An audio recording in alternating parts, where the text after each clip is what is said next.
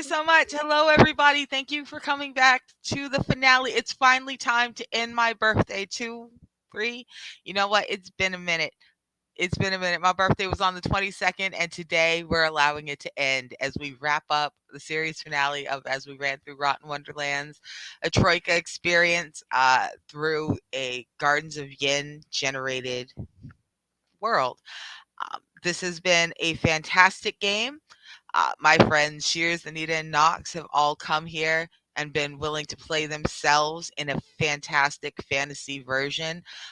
Everyone has done amazingly, and I'm leading in by letting everyone know how wonderful you've been and how much I have genuinely appreciated having you at my imaginary but also kind of very real 4-week long birthday party. So, thank you all so much for that.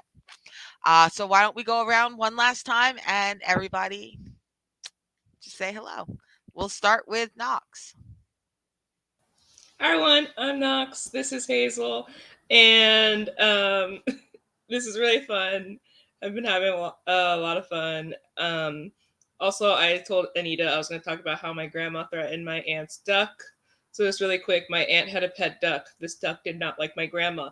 My aunt thought it was funny. This duck did not like my grandma, and every time my grandma went swimming, she would wait until my grandma was in the deep side of the pool and then release the duck, who would just go straight for my grandma, who would then have to try to get out of the pool when there's no ladder on the deep side. And this duck would just always bite her. So I was then born, and my grandma brought me to visit my aunt. My aunt goes, "Oh, let me get the duck," and my grandma threatened. My aunt was like, "I swear, if your duck bites my grandchild, I'm cooking it." And then the duck loved me, like not in a vicious way. The duck loved me. I was cuddling it. I was like, the duck was like rubbing its little duck head against me, and my grandma was furious. So the duck, the duck was not cooked. That's my story. Ooh, Nana, she's like, I'm gonna get this duck today. Today, I don't want to sacrifice my baby, but for the chance to get this duck, and then the duck double betrayed her, looked her right in the eye, and said, "I love the baby." I think she even went to pet That's it. wild. Anyway, That's freaking wild. All right, and Anita. Duck said, "You can't get rid of me, bitch." Um, hey everybody, I'm Anita. Find me on Twitter at Anita the Lesbian. That's where you'll see me doing stuff. I use she, her pronouns. That she like to butter her pronouns. And that's me. That's all I got. If you want to know more, check out the Twitter. It's fine. Um, Cheers. That leaves you. Hello, everyone, and one last time, happy birthday, Arnica. Hi, everybody. I'm Bloodthread Shears. I'm a hot mess. Uh, I go by Shears for short. My pronouns are they, them. I am. I have a lot of hats. I'm the reason why Nox has a file open on deep lore for me. And the reason why is because I'm a streamer, belly dancer, singer, actor, uh, let's see, fiber artist. And if Nox ever see my yarn and fiber stash, yeah, you would never leave. You would never leave.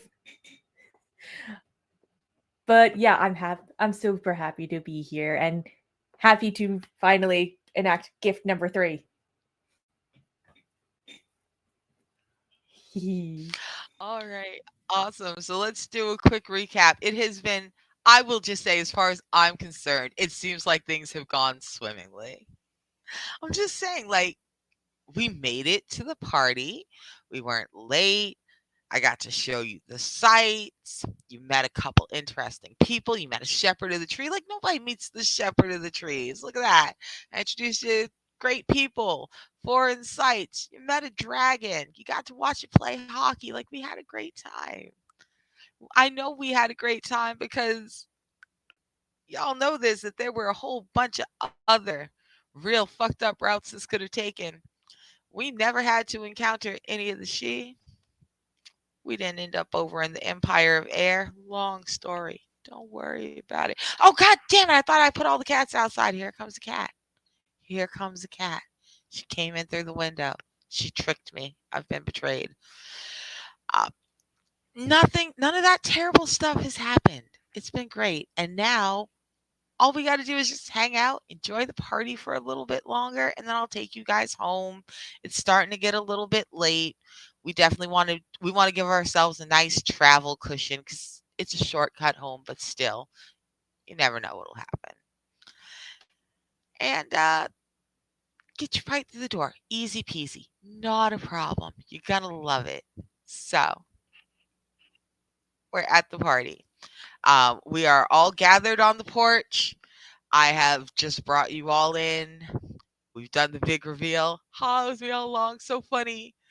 Knox is all like, yeah, I knew it was you. You're not fucking funny. Even though I am. I'm hilarious, Knox. I'm hilarious. This was funny. Shears has had suspicions confirmed. Bless you. I appreciate that you kept trying to give me the benefit of the doubt, even though you knew my bullshit. You heard my bullshit coming with tap shoes, but still, you still let me kind of try to convince you it was marimbas or something. And Anita, beautiful, trusting Anita, who believed my bullshit. You deserve better than that. But you got a party instead, hey! And here we stand on the porch. There are thousands of people milling around, doing their own party things. You got a chance to see some of the carnival areas, some of the living skeletons walking around, a bunch of the other beings that populate this area. Um, and so we've got some time to kill. We can stroll around the area together. If you want to go in the castle, I can explain some stuff. If you have questions, we can do both. We can walk and talk. What do you guys want to do? It's my party, but my party is your party. Enjoy it with me. So during the time of separation, and when one of your courtiers uh went to like find me, I was asking for a little place to get changed. And I had asked, look, I just need to play. Look, it's my friend's birthday. I really want to surprise them. I'm performing for them. And I figure, why not do it for the Black Queen as well? Would you be willing to help me out here? I got my speaker and I got everything that I need. All I need is just like a place to get changed for 5 minutes. They, of course, had many such things. They took you into one of the nearby mausoleums, and inside it's actually quite nice. It's a public, changing room, kind of restroom area. Um, they show you to one of the stalls. It's very nicely decorated. There is a hall with some stairs that lead down to a whole bunch of like apartment like catacomb spaces. But this upper area of the mausoleum is a public space. So they take you to a little changing room. I immediately do the belly dancer change, like like get all of all my stuff, reapply the makeup, and by the grace of the gods, the lipstick actually does not feather. Nice. And then like immediately just like foosh up my hair a little bit, get the brawn belt and the skirt on, and the booty shorts underneath for safety. And For safety. you have no idea how many times I've come this close to a wardrobe malfunction. So like I put all that on. I put my civilian clothes, like shove them into the bag. I put the robes into the bag as well, not thinking. And then get my cover up, grab the speaker, grab the Walkman. Yeah, I have a Walkman. Turn it on like it is full volume as Don't I you possibly ever can. give Leland, don't you ever say nothing. I will not say that About Leland's word. fanny pack at work. Absolutely not. I have a I have a duffel bag. There's a difference. Now I'm It's gonna the one actually where like send Leland any pack for his no, birthday. no, it's a duffel bag with like a compartment for your shoes, and I also put on my dance heels as well. I was like, okay, just put this over by where the Black Queen is. I can take care of the rest, and then I put on the zills. I like warm up a little bit, and I'm like, oh, let's do this. Oh, she's gonna love this. She is gonna love it. So, there are several small performance stages set up. Knox and Anita ran through one. Uh, the people were dancing some jigs, reels, and some cha-cha-chas, some Harlem shakes, some shimmies with some skeletons. It was great. They had a full corpse bride moment. But that stage is currently empty. It is in between bands. So that space is available for us as we wander over. And of course, an enormous crowd gathers because I, I'm not. I'm a humble person. I hate to say what a big fucking deal I am. But it is a big fucking deal. So, you have an enormous crowd. You have stage all to yourself. You have our full attention. I am very excited. The other bitches in your class can't ever say they performed for a queen, did they? Now, let's do this. To open up, you hear tak tak, and you hear the tings of the zills. It's a very standard opening number that lasts no more than 2 minutes. The cover up is gone, and it is the what I call the Mollymauk costume. It is a peacock colored costume with a dark blue skirt. I have shared this before in the past with Arnica, and once it's that piece is done, I pose, and then I take off the zills. I pick up two beautifully pink fans, and the next song you hear by Chigon is Malewenia Salerosa, and I dance my ass off. You There's so see a much cheering. combination, yeah, you see a lot of dance, and then it morphs into Black Magic Woman by Santana, and it's a lot of hair work and then a drum solo to finish up. And by that time, I'm still having performance face on, I bow, I gracefully walk off the stage to grab my cover up and go, ah, holy shit. Ah, where's the water? Where's the water? And then come back out like, hi, happy birthday.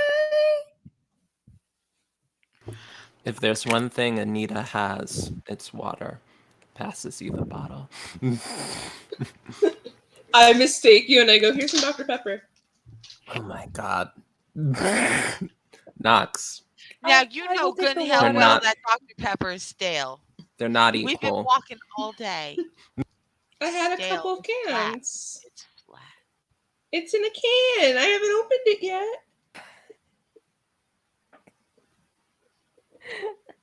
You dropped So like 40 feet and skipped like a rock at one point today. Every soda in your bag Yeah, got so it shaken got all day. shaken up, so it's I not know flat. you are sharing flat soda. It's fine. I'm sorry, Shears. Go ahead. I'm done being out. There is magic, okay, in this world. If there's magic, I'm sure So there's magic magically my there. Dr. Pepper is fine. I'm fanning myself with my flamenco fans, and I take I say thank you, Anita, and I'm like, I will take the water. Um, and I'm like, that is my gift for all of you. That's my third gift. All right. I am I am deeply impressed. I kind of gesture over one of the rose maidens. She comes over in her little black dress. I lean down. We have a real quick, very quiet discussion. She vanishes for a minute. You are being just swarmed by a bunch of the goldfish maids. They all have these beautiful, long, flimsy fins. They cute little patchwork, chubby faces, and they are very interested in seeing if they can mimic some of those movements. I'm sure it will look extra beautiful with all their little fins and shit. It'll be so cute. So a whole bunch of them are just chirping and bipping at your feet. Uh, they're not. They can copy. I wouldn't try to explain too much to them. They will get confused. They are sweet. They are not very smart by human standards. By goldfish servant standards, super smart. By human standards, it's not fair to judge. They are goldfish. Uh, but they want to copy. They want to try. So you are very occupied for a few minutes with a legion of new fans. You might have to sign some shit.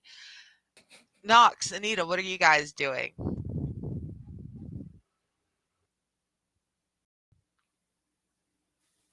I'm just watching Shears get surrounded by a bunch of goldfish. And I'm like, I don't have like a camera, but I'm starting to take like video on my phone.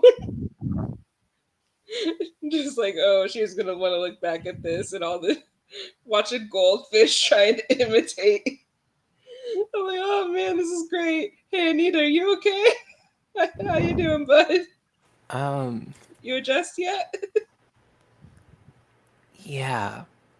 Um, the performance was beautiful, and it sort of like shook me out of just my blue screen a little bit. And now I have so many questions. Um, and I just say, and I just like go up to the birthday Arnica, and I say, so you're a queen now.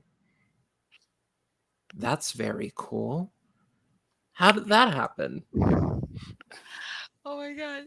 This is a really funny story. I freaking love this story. It's only a tiny bit tragic. So it's great. Hanging out, right? Exploring. Whole family. Me, my sister, my kid. We're all out exploring through town. We come across the exact same door. And I'm like, oh, you don't understand. I used to hang out. This was my park. I know it belongs to the church, but this was my park because I said so. This door was never here though. And you came through. So it was just, we did a quick explore. It was great. And then things got a little weird. And it was, I got everyone else back okay. I got everyone else back okay. But that thing I told you we couldn't talk about, I caught a case of that thing I told you we couldn't talk about, and I can't take it back to Earth. Uh, like you can't. Like I'd have to tell you about it for you to catch it from me. It's informational, but I don't let anybody come back anymore. The kid can't come back. He's little. And my sister can't come back because she has to watch the kid. And I just got kind of lonely. And I just kind of figured I'd see if somebody wanted to come hang out on an adventure. But you sound like a I'm freaking. pretty sure that cat is sentient. That feels rude. That feels rude. She, um, it I'm is. It's sorry. terribly rude for a sentient cat to be all in my face. She speaks English. She knows what she's doing. Magic cats. Ugh. Worst thing about this place, I say, but while petting the cat. The cat is fluent Okay. in sarcasm. Okay. I see that the cat seems chill, and I'm like, okay, that was distracting, and now we're good. But I sort of go like, oh,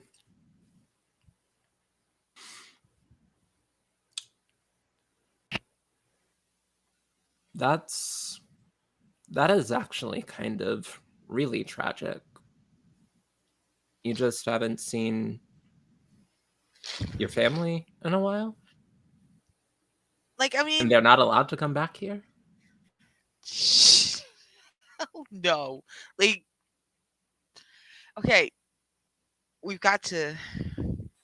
The more this thing is like poison ivy and you're poison, yeah, it itches in the back of your brain. You always kind of want to talk about it. And the risk of me talking about it gets higher the more often I interact with someone. It's like I see them, they still come down. I We meet up like every couple weeks. It's like a bad divorce.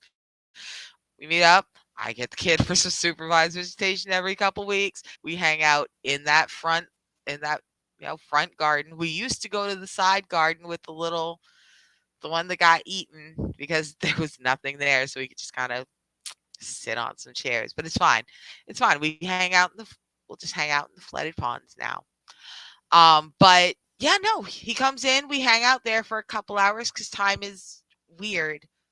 The days are longer, but the years are shorter. It's only been a couple months for him, so that's not so bad. It's not so bad. I'm How long has queen. it been for you? I don't.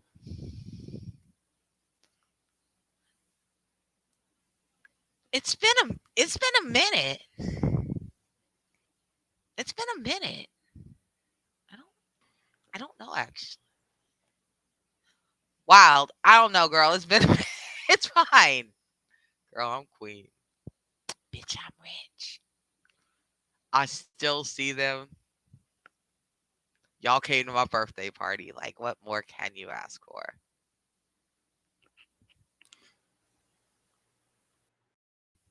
A lot more. You can't ask for a lot more. I'm sorry. I know you're trying to protect us, and this place you made, this life you made, is fantastic. And also, I feel like you wouldn't go through the trouble of calling us all the way here if there wasn't like a little part of you that,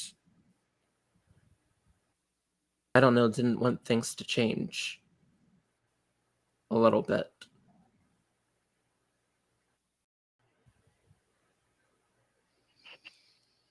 Okay, well, yeah, I miss all my human friends and shit. So, I mean, this is a big change.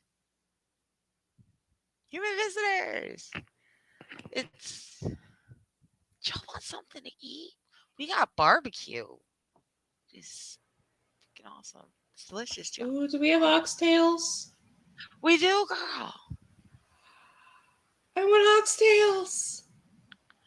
I just kind of link arms with Knox, and I'm like, you guys are gonna love it. It is so delicious. At I that, am. I'm coming over and being like, surprise! Wait, why is the. Oh no. Oh shit, did I screw up? Oh, okay. And I just I'm No, see sure you like, fine. no. I'm like, I just We're look at getting Arnica. I'm like, oxtails. No, okay, one, yay. And I look at Arnica. I'm like,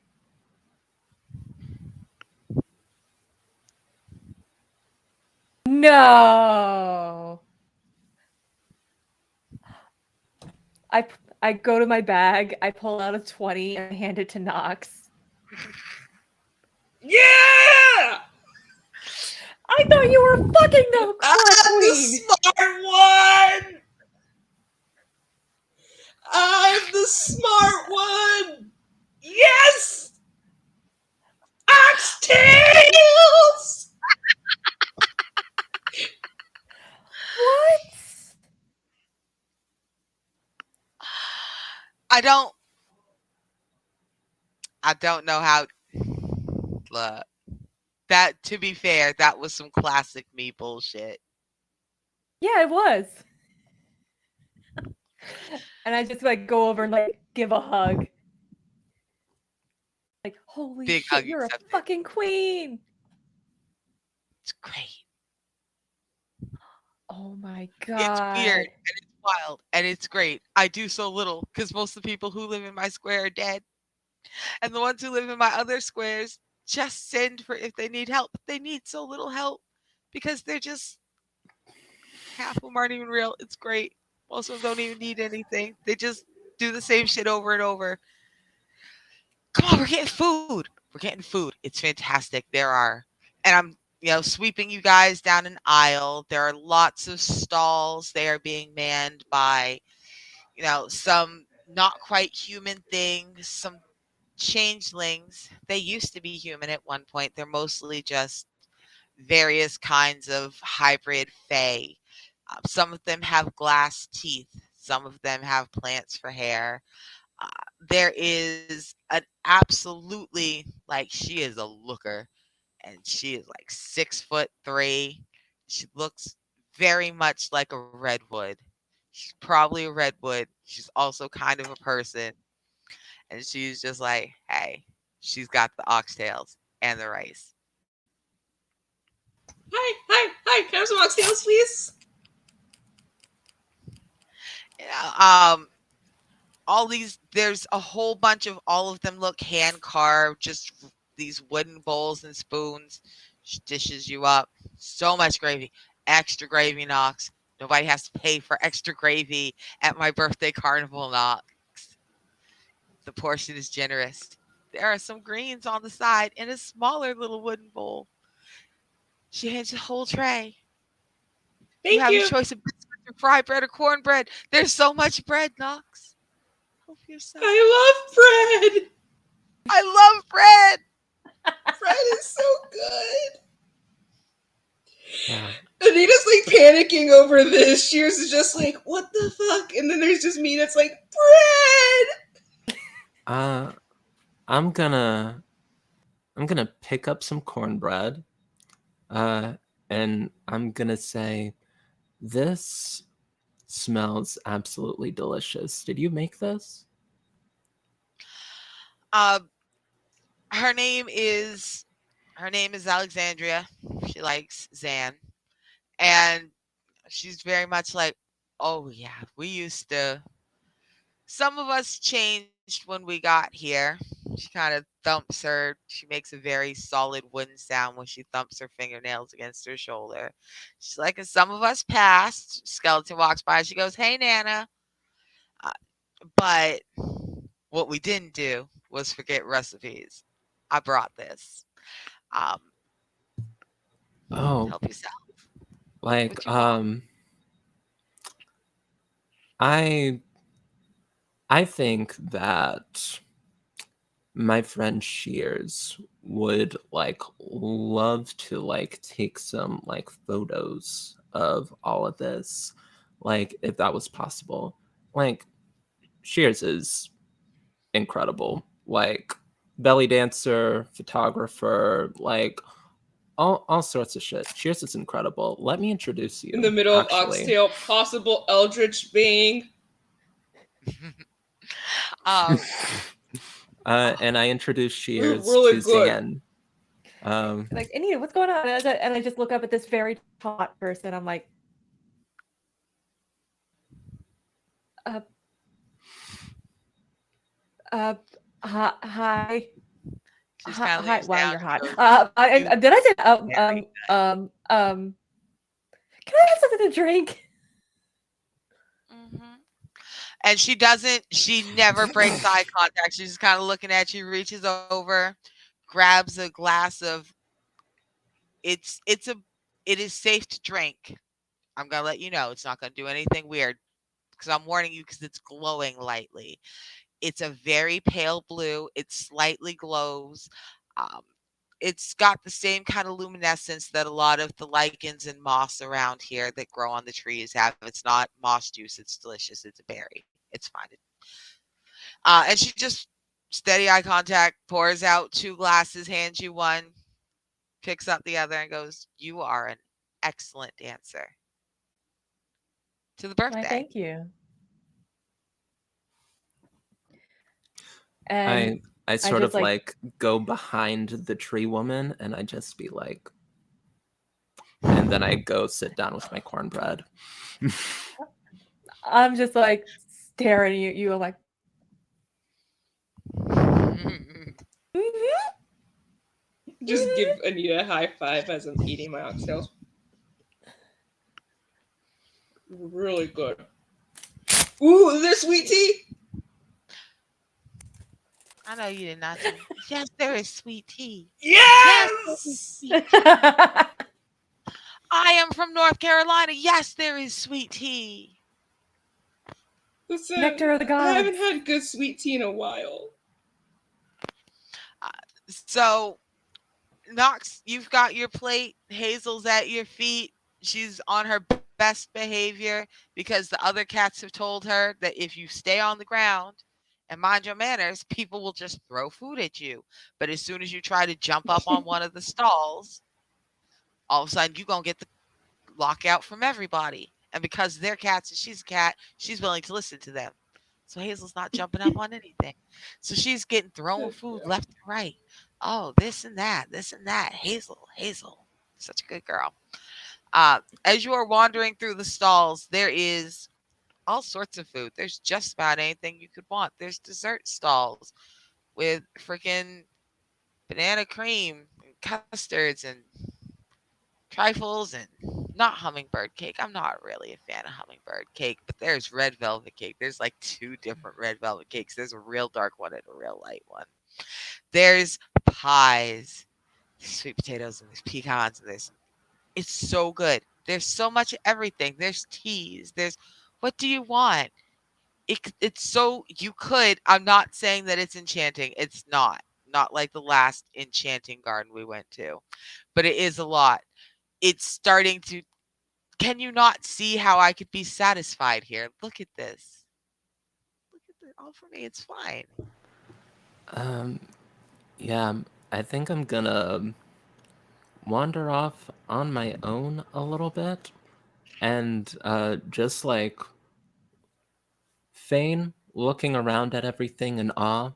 I will actually be conspiring with my pocket gods um, to try and see if they have any ideas about, like, hey, how bad would it be if we could, like, somehow find a way to get Arnica to come in and out whenever Arnica wants?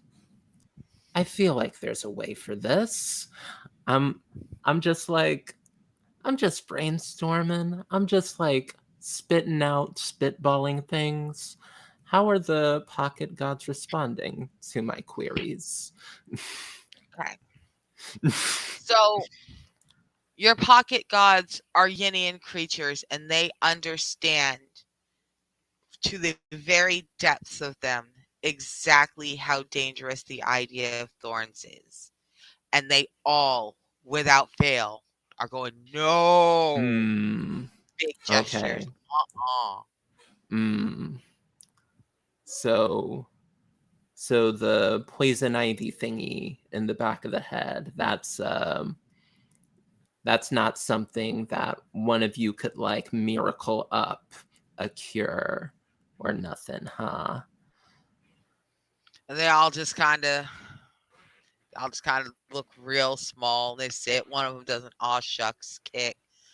No.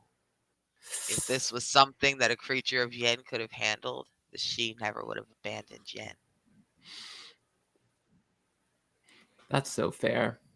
I'm sorry for just like making you nervous. This is a party. Y'all should like enjoy the party as well if you want to.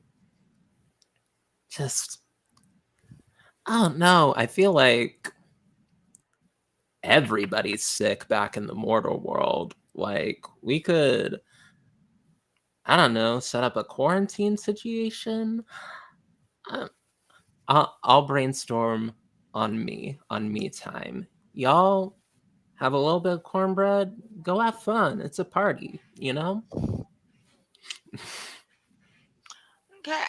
So all of them take a little crumb cornbread, and 3 of your pocket gods scamper down your arm and just kind of flitter off into the air. One of them remains with you. She kind of pats your shoulders like, nah. And just sits there on your shoulder eating its cornbread.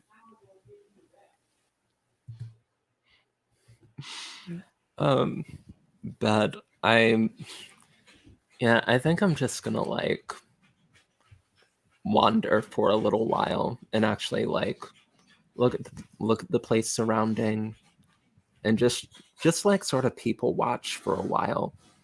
Um, see like what the vibes are and like we haven't really been in a lot of population centers in these gardens and just like how does everybody look just Okay. around?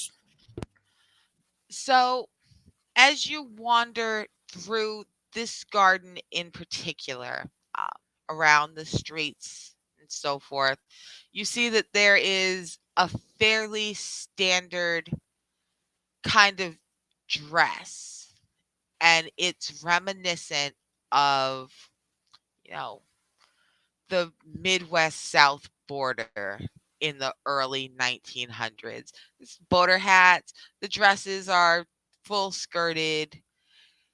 When people have bothered to dress, it looks like one of the old all black towns right at the edge of the booms, right before everyone came for them. At their height, that's what this is reminiscent of.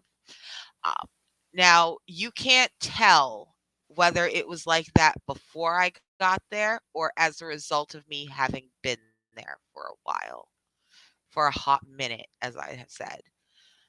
But you can tell that at least not all of it is me, because there are mannerisms in a bunch of the changelings and several of the skeletons that you just recognize. The skeletons don't look black. Skeletons don't have a race, but you can tell that the people that they used to be were probably black. It's just in the way they're interacting, the way they're talking, the conversations being held. Um, I have scoured Yin. I've been rehoming people. I've been like, no, come here. I've been building my power base by trying to be like, no, it's great. Come. We're just, we're building community. And to be fair, I'm not manipulating them. We are building community. We are filling a space. I've interacted with some of the other large rulers in Yin, and we all do this a little bit differently. The way I do it is to gather as many of my people as I can, as close as possible. Just kind of sit on them, protect them. Most of them seem pretty happy with this. You don't hear anyone complaining that I'm a weird tyrant, that I've got them out exploring and conquering gardens. People just seem kind of satisfied. Nobody seems a little worried. Nobody seems worried. Nobody seems stressed. There is a skeleton.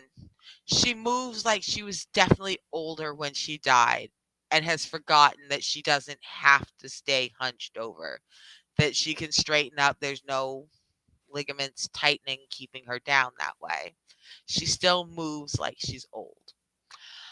Uh, and she's got on a beautiful peacock blue dress. She's got on a green and gold shawl. She's got a green and gold chignon wrapped up on her little skull. She likes the way it looks. And she looks very interested in you and your pocket god. She also looks very friendly. Um, and she approaches you and she goes, you know, you look awfully worried for a party.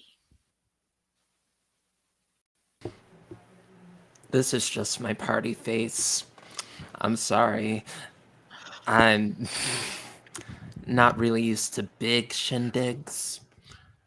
Uh, yeah, I really like. Yeah, I guess I did sort of come here expecting like a 4-person little picnic, This is wonderful and surprising and amazing. Uh, and I just got a lot on my mind. Um, you can call me A. What's your name? Or what can I call you? You don't have to give me your name. I don't even know what to do with it. She laughs. She's got one of those. She's got one of those good auntie is 73 but still spry laughs. She pats your hand. She goes, "Oh, you can call you can call me Auntie C. That's fine." She goes, there are a lot of quiet places around here. Right, still in sight, but not so busy. Do you need to go sit down and catch your breath? We can. You are obviously one of Her Majesty's guests. We can get you back up to the castle if you'd like. Or, and she points, and you guys aren't too far from the base of one of these mountainous willows, these like 700-foot tall trees that shade this entire garden. And worked into these enormous 2 and 3 story tall roots, there are little walls woven in with, vines and roses and honeysuckles, morning glories. They've made these little artificial caves out of plants. There's a lot of this glowing lichen hanging from underneath that illuminates it. There are benches arranged. This is a common seating kind of area that you find spread out all around the perimeter wall of this garden. But you guys are close to this one. It is within plain eyesight of the road. Lots of people see it, but no one's using it. You guys can go sit there and kind of catch your breath if you'd like. You can head up to the castle. You can just excuse yourself. What you want to do? Um, yeah, I guess if she's offering to join me, we can like take a seat in a little like more secluded of a place. And I think I'll say after a minute, Auntie C, have you known the Black Queen for long?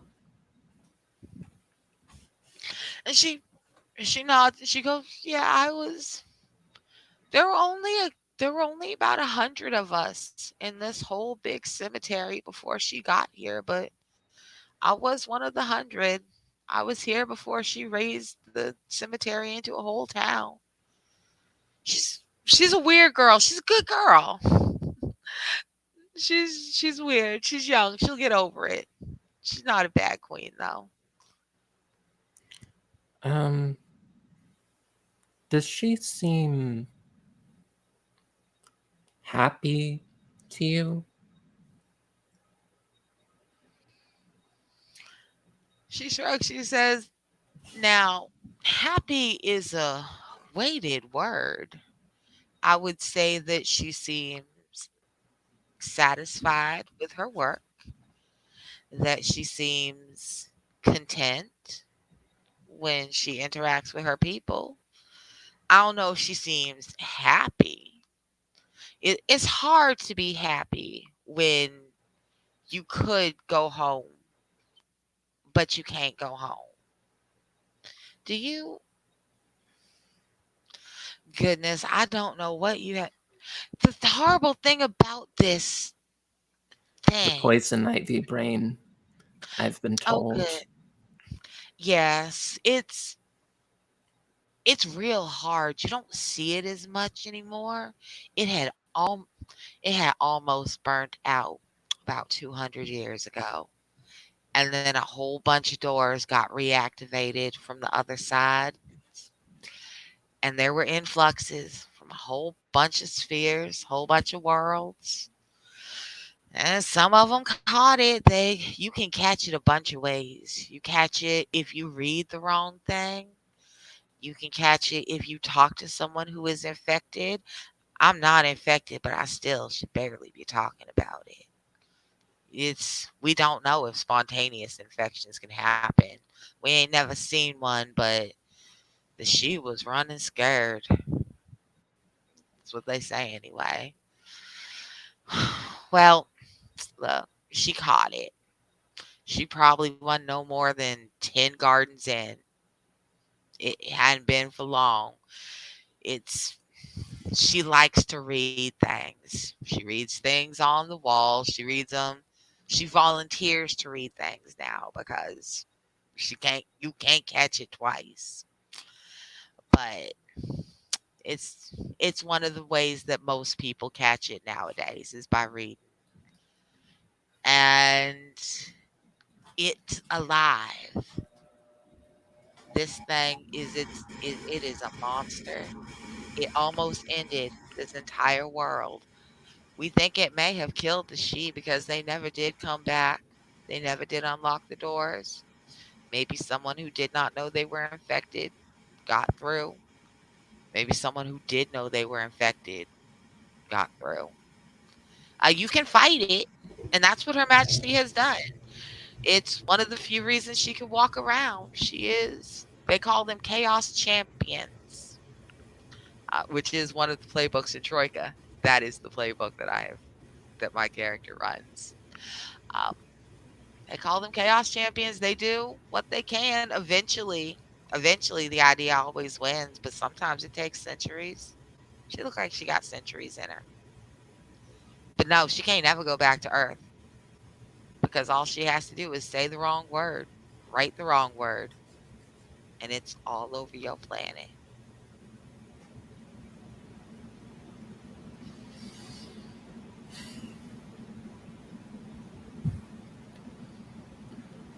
Um, yeah, I think I'm just gonna sit with that.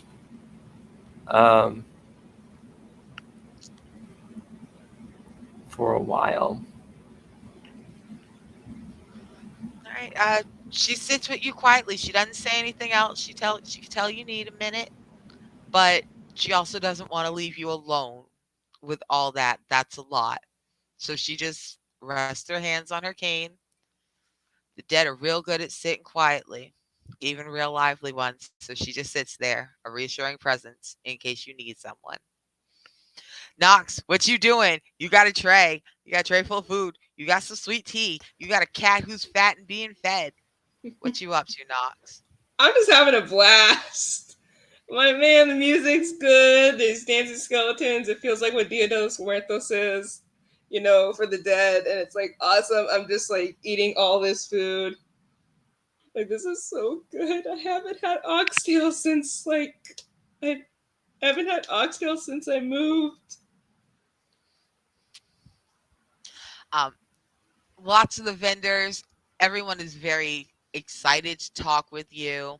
Um, Everyone's trying to jest you over. They want you to try a little bit of this. Ooh, here's some of this. Here's some of that. There is You are obviously being spoiled a little bit. You are favored. You are a guest of the queen. Nobody's asking you to come up off nothing. They're just like, yeah, no. Yeah, no. Here, please. Because, oh my God, please go back and tell your majesty I made the best. They're all very happy to try to curry your favor. They're fawning just a little bit, but not so much that it's obnoxious. You are just It's so good, Knox. It's so colorful. It's so bright. It's so delicious. It is. It is fairy bullshit at its finest. Like, this is great. I'm having a blast. Like, every once in a while, I look back and watch Cheers and and the redwood, just like kind of laughing a little bit. Oh yeah, no, they are. The redwood has that flirt turned up to 11. Like she's just leaned in right over. She's real close. She's keeps offering food, drink, all the highlights of fairy flirtation I can provide. Look at this. So delicious. My At this magic bucket. point, yeah. At this point, like the initial shock of "oh god, hot" has uh done the 404 reboot, and the Joey Tribbiani mode has kicked in and been like, How "How you you doing? doing?" And I am matching toe for toe. on the flirt. Fantastic. So you guys are just going along swimmingly. Yeah, you guys are having a wonderful time. And I have wandered off again. But don't worry, I haven't gone far. I've gone to get you guys some things, however, because I did say the Black Queen was giving out treasure and boons and gifts, and I meant it. I have spent the past couple weeks wandering around, exploring gardens, picking out some things for you. I really think you'll like these. And so finally, I come back and I kind of I send servants out and they kind of go looking for you. They find you guys where you're scattered and start asking you to make your way back towards the castle real quick when you have a moment. When you're up to it, Her Majesty requests your presence.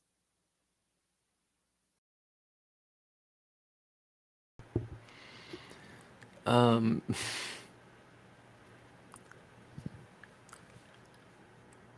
yeah, I will be at the castle in a moment. Thank you. Yeah, Um, one of the little frogs just kind of does a little frog bow, retreats about 20 feet, turns his back, not looking at you, but is waiting about 20 feet away. Take your time. The frog will wait however long you want, but the frog does not want you to get lost. Will not be responsible for you not showing up. I think I'm gonna turn to Auntie C. So, Chaos Masters have centuries sometimes. She goes, yes, it. I'm not saying it's an easy life. Ain't no life easy in the end, but it can be fulfilling. It can be perfectly fine. It's not what she thought it would be. It's not what you thought her life was going to be either. I assure you, don't no one ever think their friend will end up in yin or themselves. But she can, even if she ain't happy right now, she can be. It'll be fine. What happens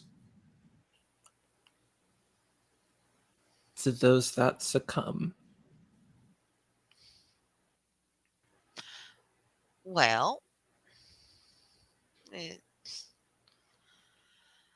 you become eventually, if you succumb, you become part of the idea of thorns yourself. You become part of the being and part of the wave. Uh, and eventually, at its full spread, it will engulf whatever garden you are in. The gardens in Yin are small and self contained, they move and can be moved.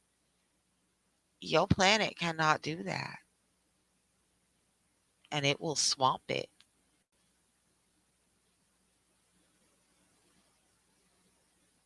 The idea of thorns. The second garden? Yep.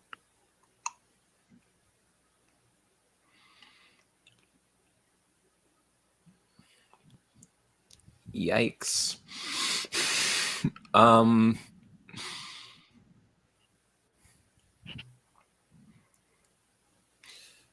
Word.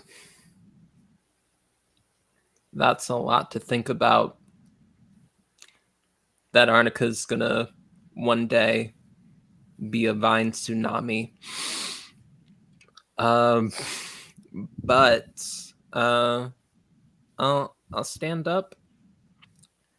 Uh, I will thank Auntie C for the company. Um, and I'll head over to the castle. All right. So by the time you guys all get there, Anita, the rest of your pocket gods have all been gathered. They are being held really respectfully on like a little peacock green and gold tray. They're all just sitting on the tray waiting. Tray is being held by another little frog in a suit. Um, like Kermit in his wedding finest. He waits for you with pocket gods. Uh, Knock Um, shears. They've gathered everyone. They bring you all into the parlor. I look over at Anita and I'm like arm in arm with the hot chick, like the hot lady. I'm like,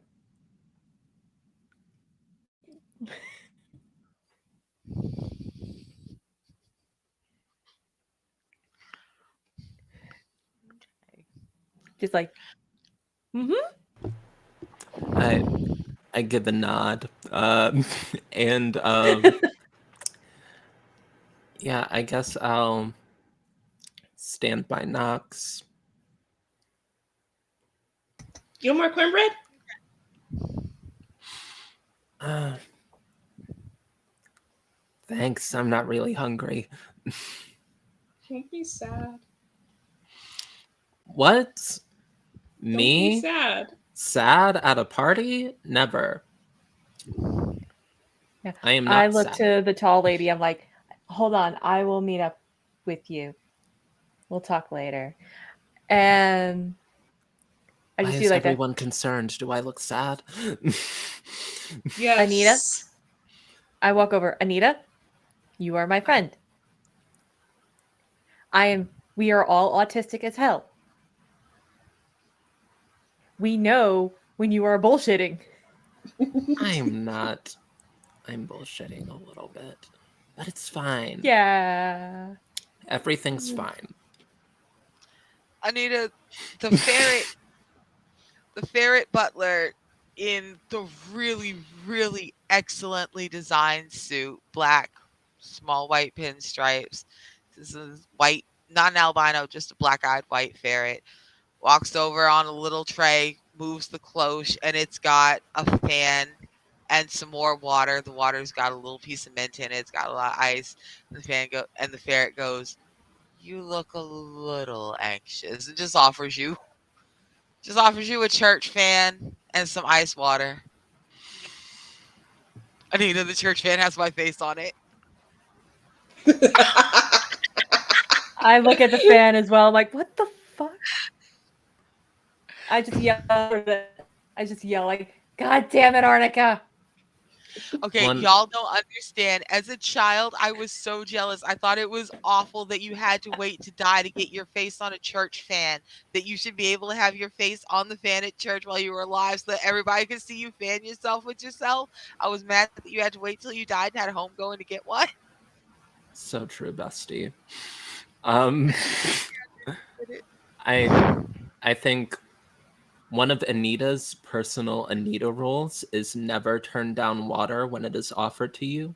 So we'll take the ice water. Um, but it's just like, thank you. I'm good. Or I will be good. At least. Maybe I'm not good right now. I'm not always the best at knowing when I am good and when I am not good. But um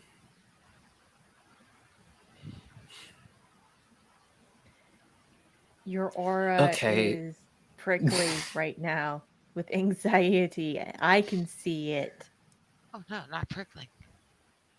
I can't see auras. I can just tell you're sad.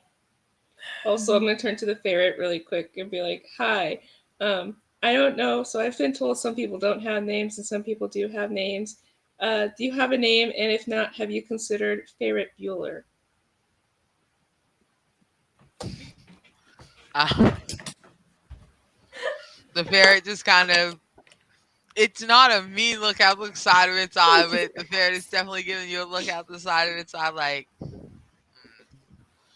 send a shame, because I do. I do have a name. Thank you, but you're Um fine. Well, what's your okay. name? Uh, and he looks at you, and you can tell it's not a real name the way he smiles and goes, Jarvis. Okay. Because his name is not Jarvis. I actually call all the ferret butlers Jarvis. Not to be rude, but just so that we don't it helps maintain a certain power dynamic, because indeed using fairy things names gives you a very specific power over them.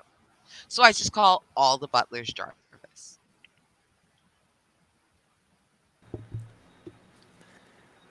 Um, okay. So I didn't want to say it during the party to poop the party, but apparently I'm already pooping the party. Arnica's gonna turn into a vine tsunami, and I don't know how to deal with that. It's Yeah, that makes sense. making me kind of feel bad. I kind of want to like do something, like fight the vine tsunami, and then like take a sampling back home, and then like study it with science. I don't know anything about science, but I want to I feel like that's make not a Arnica good better. idea.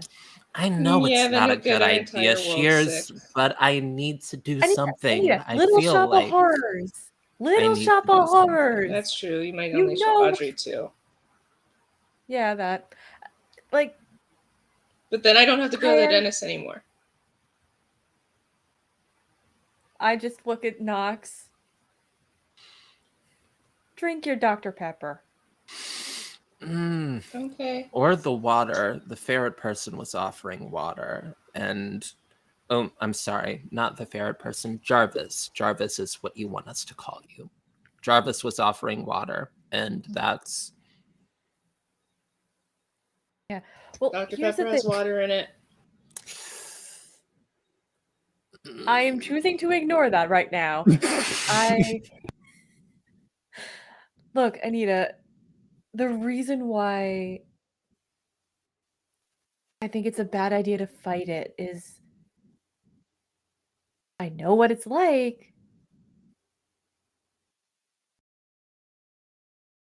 For a multitude of reasons. And for a half a second, you just see a little bit of flickering around my face. Trust me when I say fighting it is not the answer. The best that we can do is make sure that she is happy and make sure that if something does happen, we are there.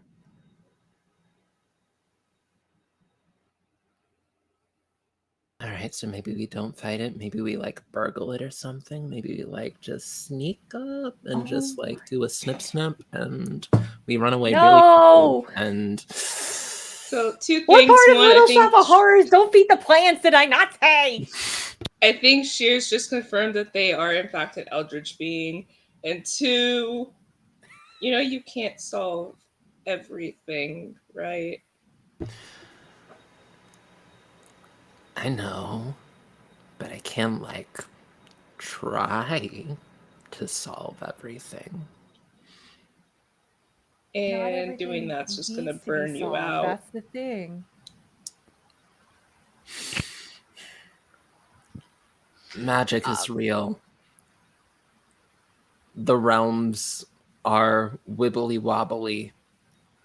There has to be some kind of loophole in here. And isn't this just You're like looking at it.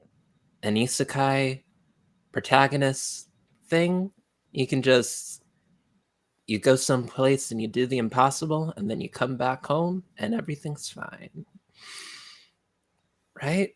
Chihiro saved the dragon water river spirit. Did you watch the English dub or the sub? I watched the sub. Okay. So you know that I for watched the everything. dub. I have Okay, ADHD. Sometimes I can't pay attention during the subs. fair I enough. like subs, but sometimes I just can't pay attention. I That's try. fair. Well, I watched in all this, the subs for okay. let's just say this. There's always that bit of equivalent exchange. In order to have something, you're gonna need to give up something else. Most full And metal you see that alchemists have to flicker do is again. Spirited Away.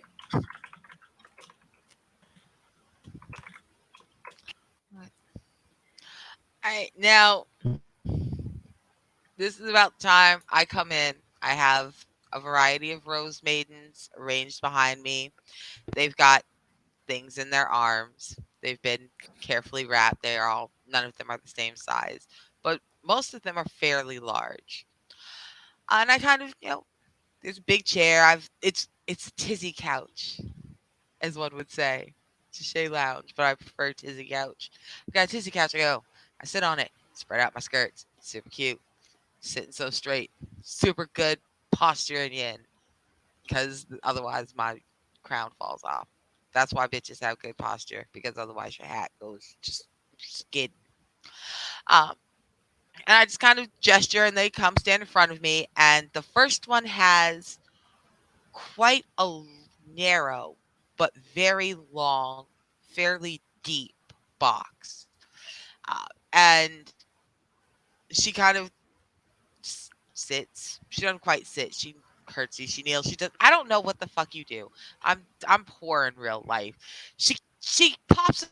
I don't give a shit. Fuck some protocol. She sits on the shake. She sits on my tizzy couch with me because I don't know what else to do. I'm an excellent queen. Sit on the tizzy couch with me. She hands me the box, and I do one of these. I'm like, "Here, square this for you." Yeah. My I mother walk informs me that forward. I had to make the chair across from the couch.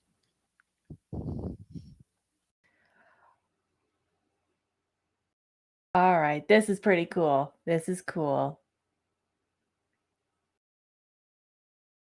All right. So I hand you the box.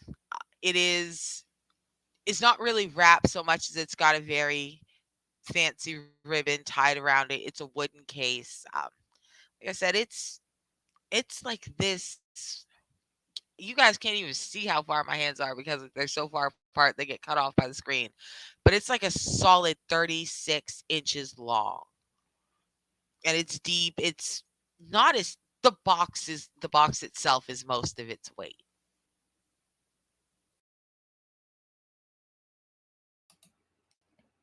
with a hinged lid. Uh, I open it, and what do I see? Inside, as you take it out, these are enormous fans. They are carved out of a white wood. Uh, we haven't run across these trees, but there are a couple of very white wood trees here in Yen.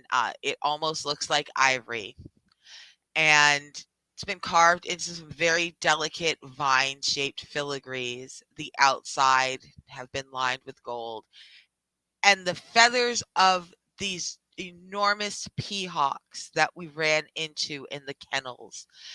There are for the peahawks, these are very short feathers, just tiny little ones, not worth mentioning.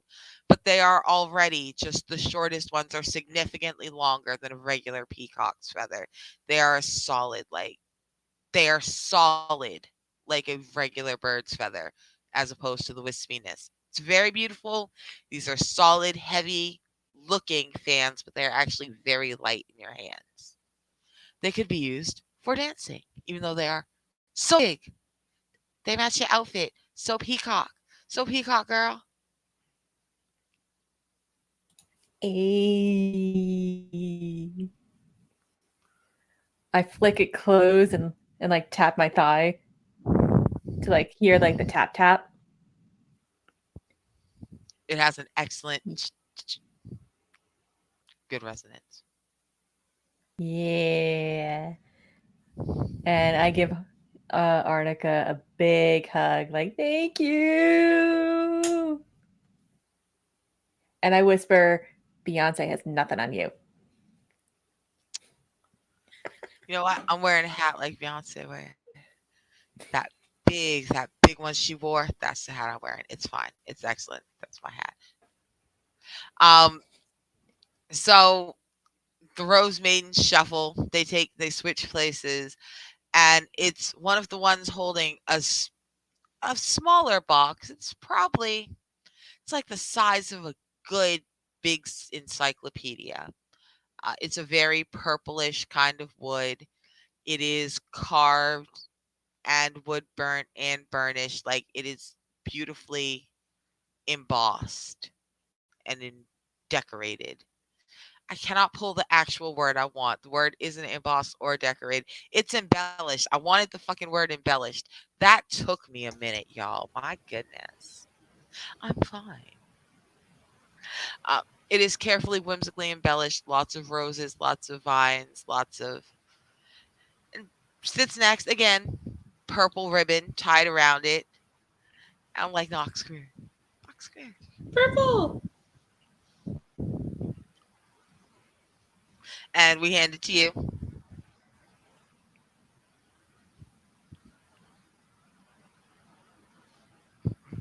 Open it.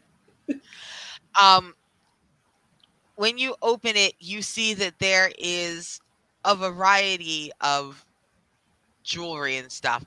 All the jewels that like were left at the She Tower, I'm like, no, bless y'all. Sorry, you don't have to. You don't have to leave jewelry. I've been sending people behind us every time I knew that I saw something we had left. And I'm like, bless. They are deeply concerned about all this shit is mine. So I just sent people back to scoop things up. And this is I mean, you can keep it. It's cute. It's beautifully decorated. It's a lot of it's been strung together. It's some cute jewelry, carefully wire wrapped, but it's also been quickly wire wrapped so you can bust it apart and sell that shit. Fuck Thank them bills. you. The bills. It's money, not. It's money. You're welcome. Fuck them student loans. Thank you. I have to take out more for grad school again. No, you don't. No, I don't. Thank you. Um, and the last Rose Maiden, they do their last little do-si do.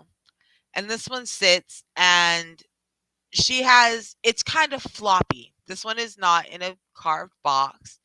It is, she's holding, it's not really tied. It's a fairly long length of folded, like very heavy silk. There are spinner silkworms here in Yen. They are very dangerous to interact with, which is why I don't mess with them. I trade with a kingdom that messes with them because they are freaking gross. Ew, giant bugs. But that silk they spin is out freaking rageous. And this is an enormous, it's more than one length. It's one very long length, more than big enough to make a coat with, a dress, something. And then a couple lengths, just the right size to wrap up. And a few sterling silver, like they were quickly woven from one of the silver filigree gardens that we passed through. Carefully arranged with a few jewels in them, some pins to hold your wrap together. Like you gonna be ready. Uh, and the Rose Maiden is this. She's the first one to talk as she hands it to you, and she goes, "You can take it, or we can have something tailored for you and meet you at the exit door. We are very fast sewers." And they are. The glass butlers, ridiculously fast sewers. If you want something made, something can be made for you by the time we make it to the door. Otherwise, you can just take it all home and sew it yourself, whatever you would prefer. Fashion. Word. I don't know how to sew at all. Um, so I would very much appreciate just they gonna make me something. That's very nice um, of you all. Thank you. Um, yeah, thank you, Arnica.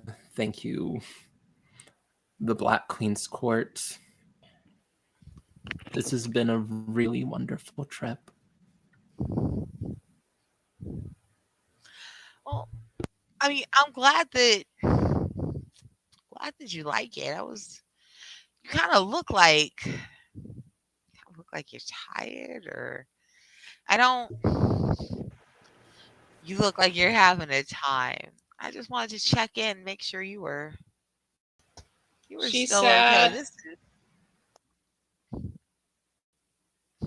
oh That's fine. Don't be sad at a birthday party. that's Everything's fine. so wow, Nux. That's I'm kidding. why You would can you be even sad. say that? Wild. Because it's true. No. You're really bad at this. Why are Your you? pocket god is snitching on you too. Your pocket god is looking at me We're going, all bad with emotional processing, and we can all tell. This isn't Snitches. even an episode of autistics communicating badly. I'm This is surrounded us by saying like we are snitches. terrible at this, and we can say and we can see it.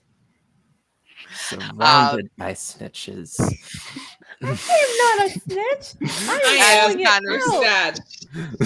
I kind of We're reach out and I sad. pat your hand if you don't mind, and I'm like, sometimes our ops love us. I'm like, if you are sad about what I think you're sad about,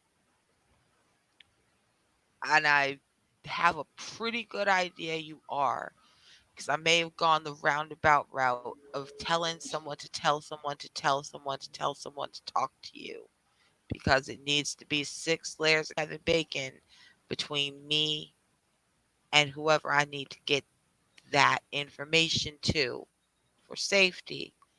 But if you're sad about what I think you're sad about, I'm having a ball.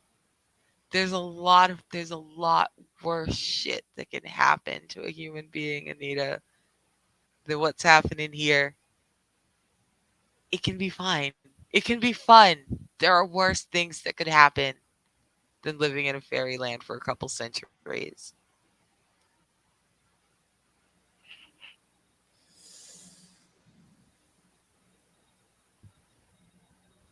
Does that mean you have to deal with the US's like BS anymore? Hi, Lexi. Um, I mean, it sure does. There are consequences for it. I am paying them, but I do not. That is true. I don't pay taxes nowhere either because I don't live over there now. Um, I get it. And also, has anyone like tried going up to and talking to and bargaining with the Vine Tsunami? I mean, just being like, hey, Vine Tsunami, you wanna maybe We you could saw like it. It didn't look like it wanted to talk. we did, but like we were also screaming and running. And I'm not in a talkative mood when people are screaming and running around me either.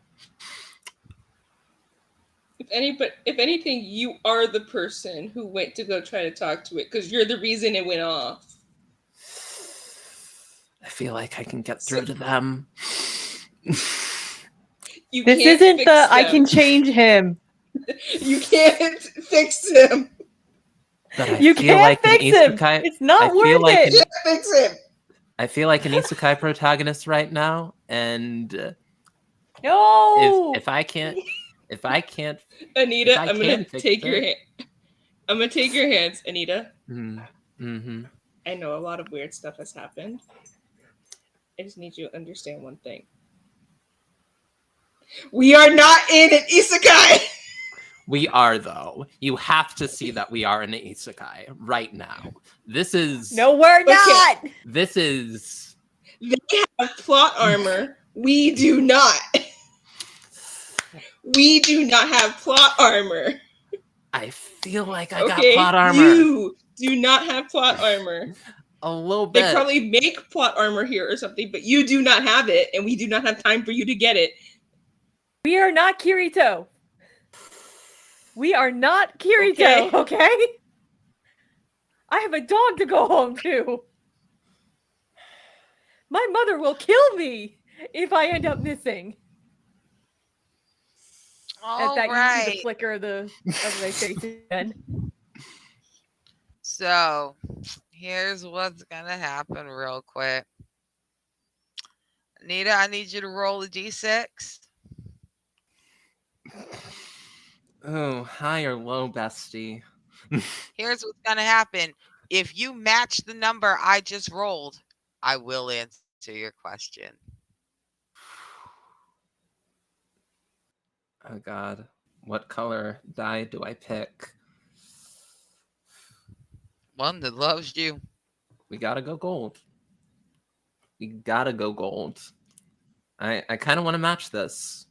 Here we go. Big money, big money.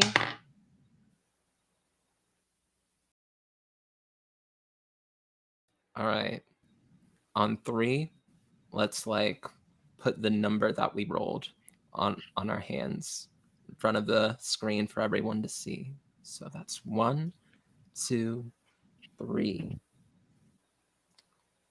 So close. So So lucky. close. Mm. I stand up with my hands over my mouth and quickly leave the room. The Mm. 2 goldfish servants and 2 rose servants follow me. The rest of them just kind of gather around you. Distractingly, they're talking, they're twittering, they're not very, they are now anxious. Uh, but they make a fairly solid wall between the door I have just exited and where you are sitting. One of them goes, I think Her Majesty has just gone to change. It it seems like it's probably time to I have start pooped the party. getting you guys home. I have pooped the party. Uh, That's on me. we should. I do that sometimes. That's my bad. Sorry. I don't. I don't think we should. I don't think we should talk about that anymore for a little bit. Give give her. And one of them is trying to get him to stop talking. They're trying to get the frog who's talking to you to stop talking. Give it a chance to. Give her a chance to fight it. Don't. And one of them just hauls off and just whops that frog. Just pop. Hits the frog real hard in the back of the head. Frog has to leave the room. Said too much.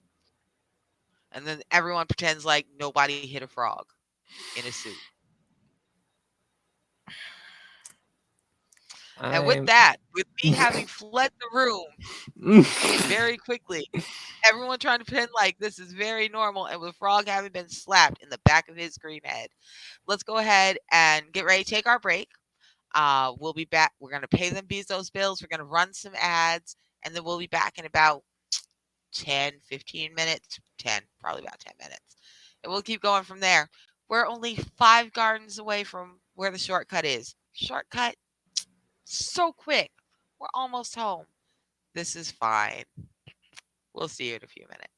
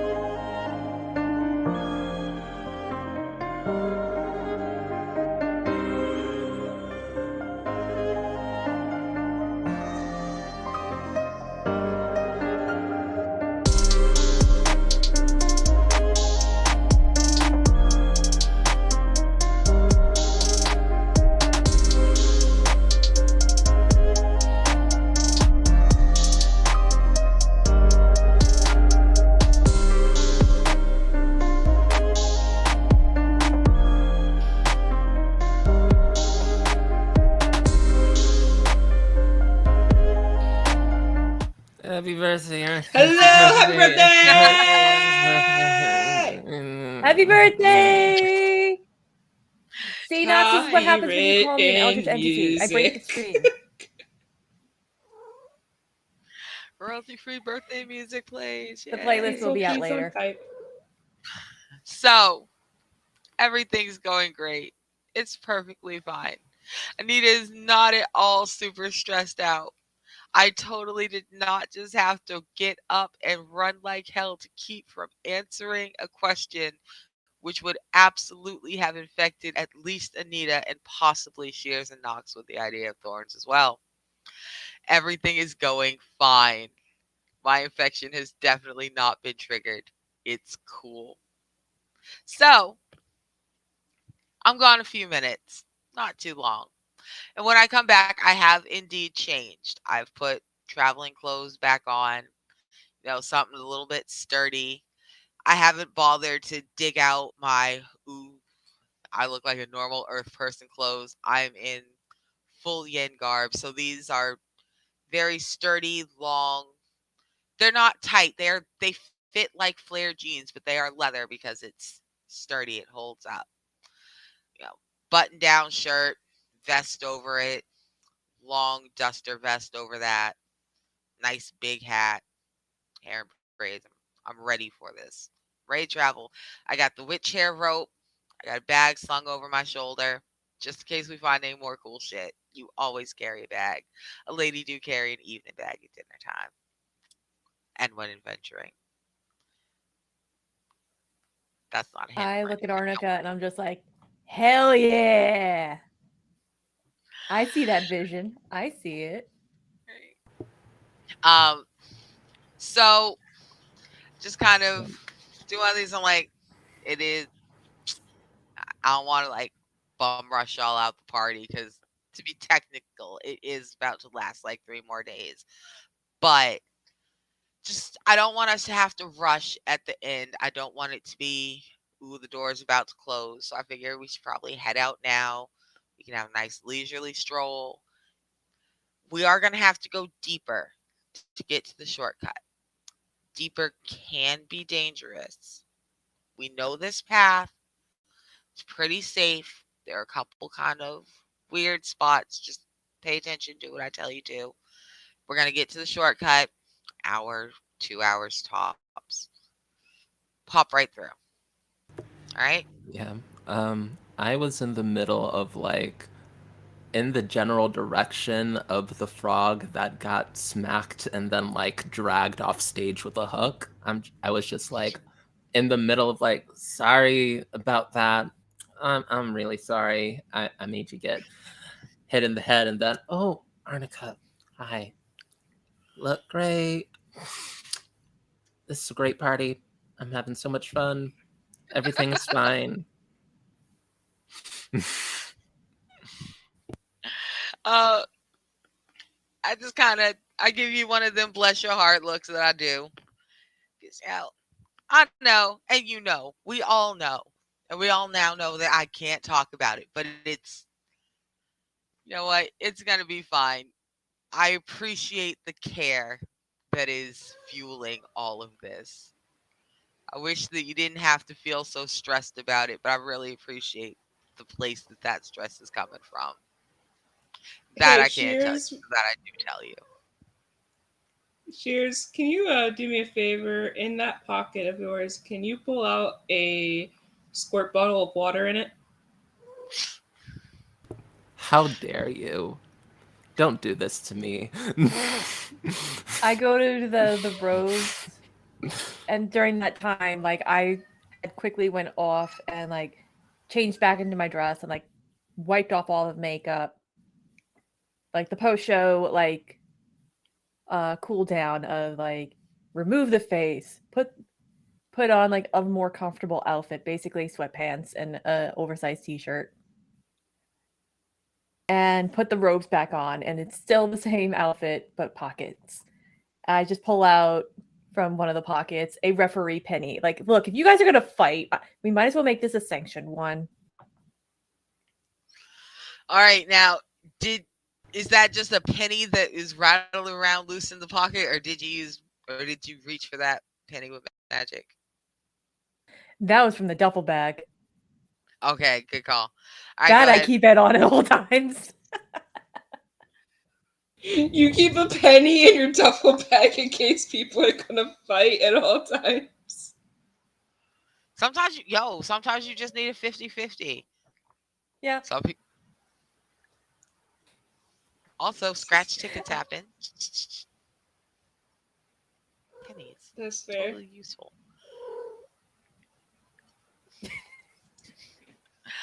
All right, so we head out. Everybody, the animal servants see us out to the door. Uh, we head down the main thoroughfare. People are waving, they're cheering.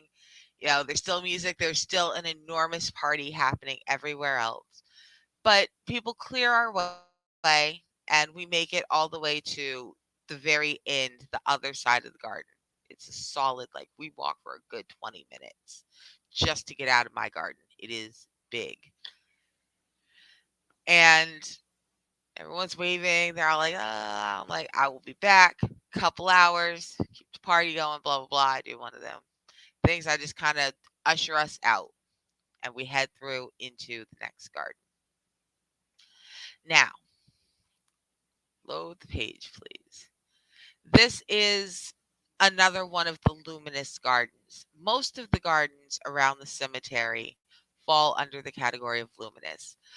Certain low level plants, certain low light plants, lichens, mosses, fungi, all sorts of those things are bioluminescent in these gardens. Um, this one is a shadow theater. Now, it's fine. Don't worry. Shadow theaters are fine. We probably shouldn't stay here too long. Here's the thing. The luminous shadow theater. Why did that shrink so small? You know I can't freaking read that. Hold on. Let me rearrange this screen because it just got so small for no reason. And I can't see. I'm old and have glasses on.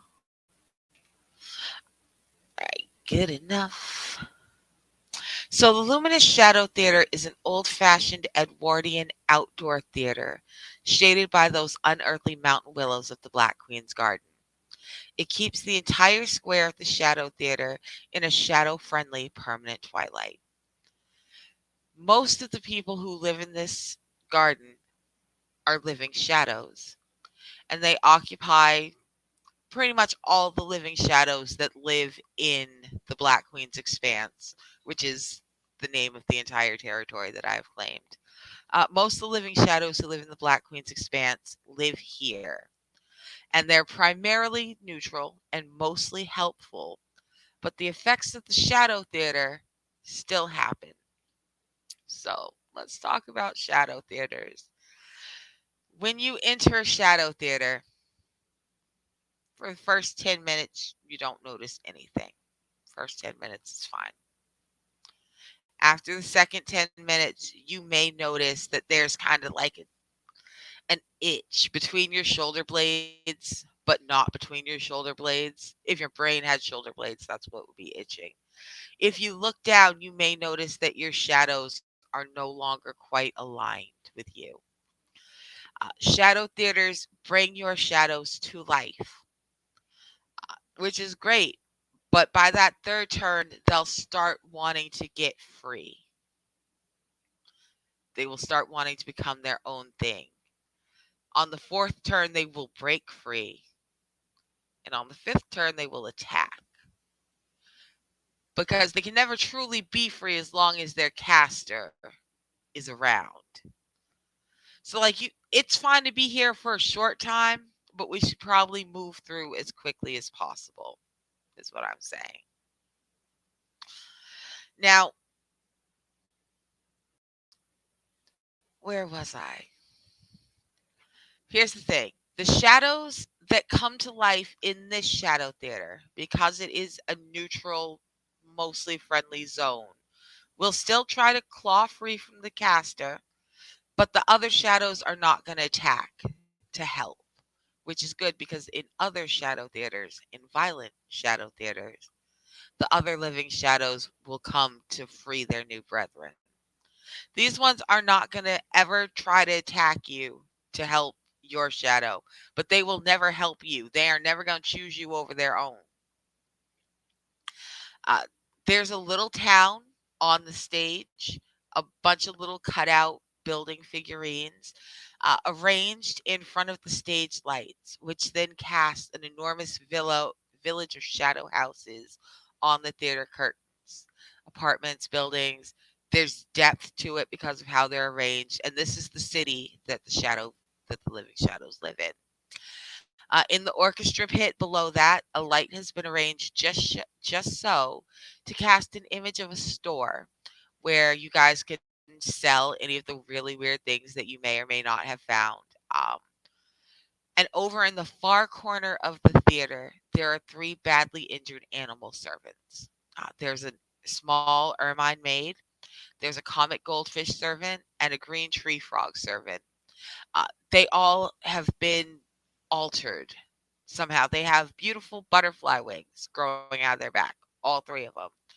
But those wings are ragged, they're tattered and torn. There's a group of shadows around them, busily rendering aid to their shadows, but not to the bodies. Now, if you guys have picked up, oh, that's right, we didn't explore any of the greenhouses. So you guys did not pick up any of the healing herbs. That's a shame.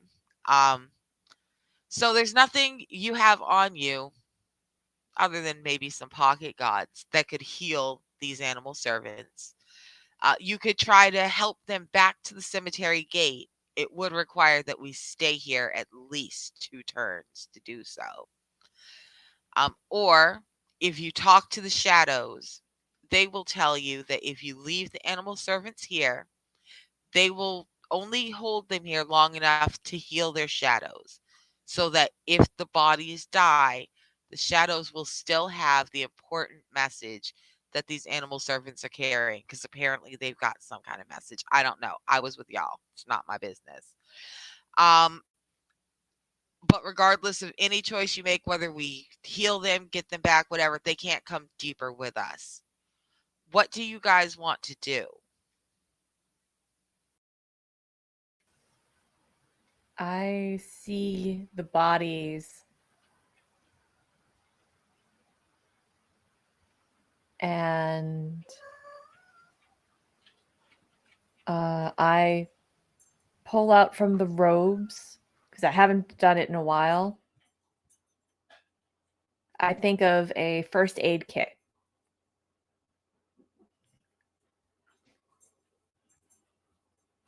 Okay, I'll go ahead and roll against your luck, Cormy. Okay, so 2d6.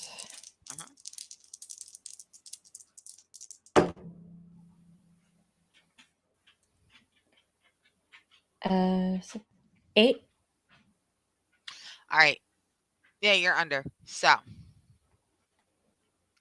you go ahead. You are able to pull out this first aid kit that you're looking for. Do you want to stay and render aid to these animals, to the animal servants? Because it's going to take us Uh, at least 1 turn, at least a turn per animal servant. You'll have to be here at least 3 turns. They are hurt. I What if will we each stay take care of and an animal servant? Like Shears works on one, then I work. While I'm working on one, while Anita's working on one. Hmm. If you do that, if you guys do it that way, then I will say that it will only take 2 turns. Because nobody's got no healing arts or nothing. And none of you are veterinarians.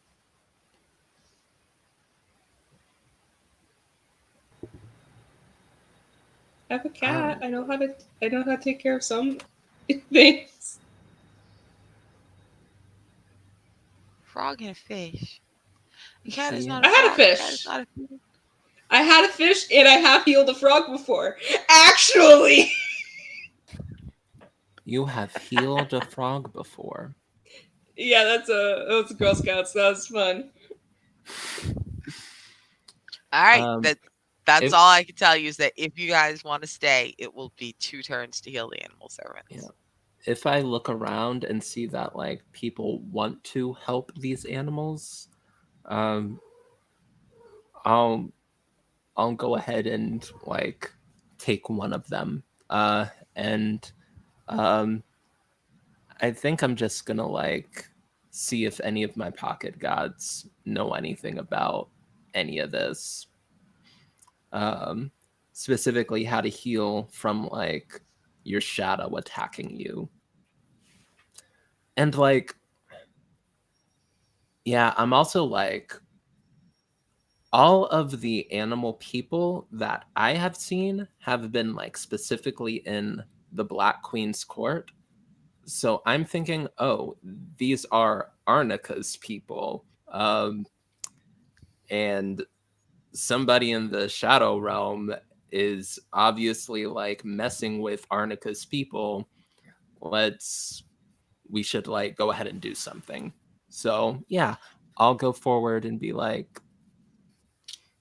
any of y'all know anything about shadow healing?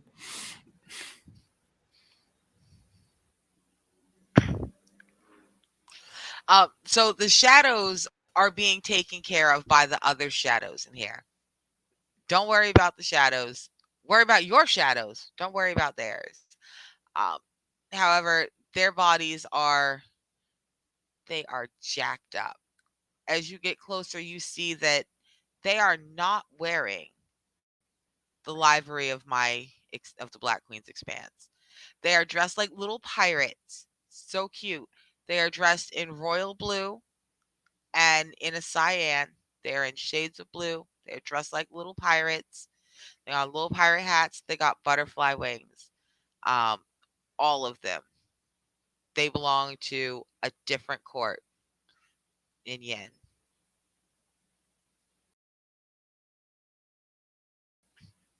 Word. Knowing that, I'm gonna look around. Does it seem like people are still invested in like helping these animal folk? Um, they are their shadows are starting to claw free. Their shadows are almost free. So at this point, their shadows, however, have been so wounded that they will not bother attacking the casters. Everyone is that sure the bodies are going to die. That's why they are so focused on healing the shadows, which is what also why it will take 2 turns. Or you can ask one of your pocket gods to heal them.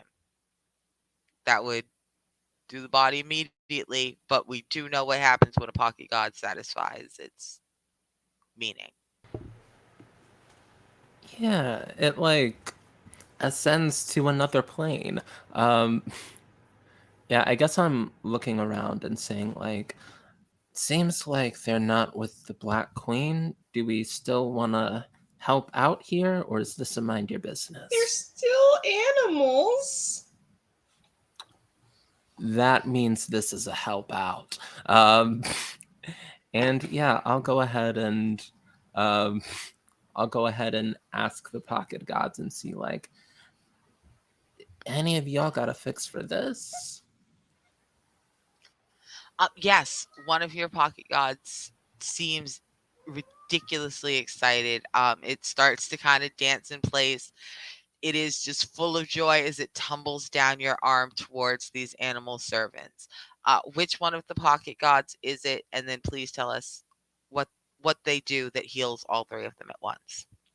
Ooh. Um. So yeah, I guess I'm just like imagining like all of the pocket gods as like very like shifting creatures. I think,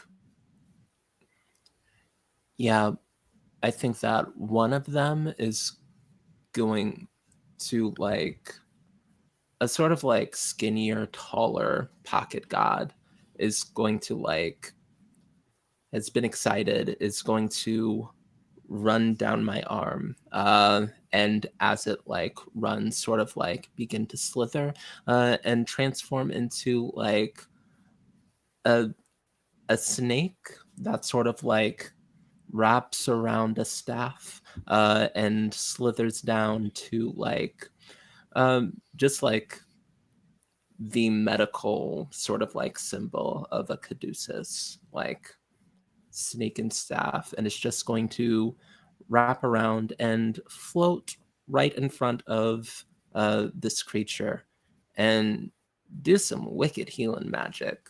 Just fix the wings right up. It's gonna look so good. Okay. Um.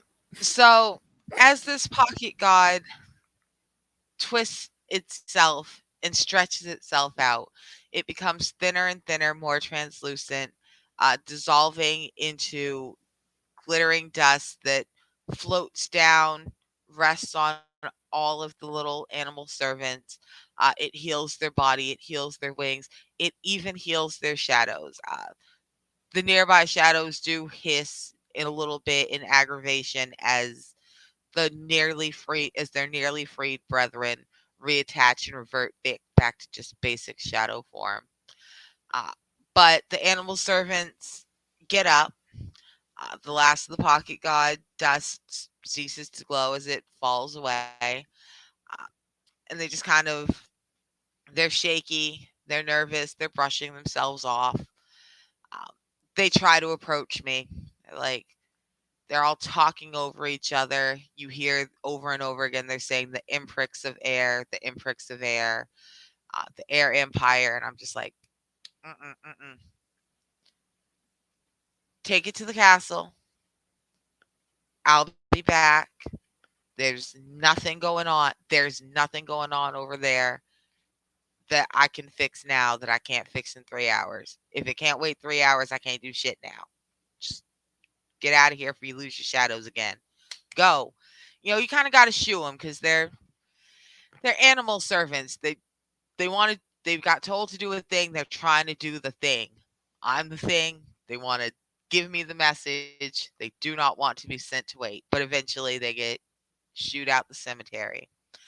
Um, and with an itch in the back of your brain, and even though we're walking forward, shadows keep moving that way.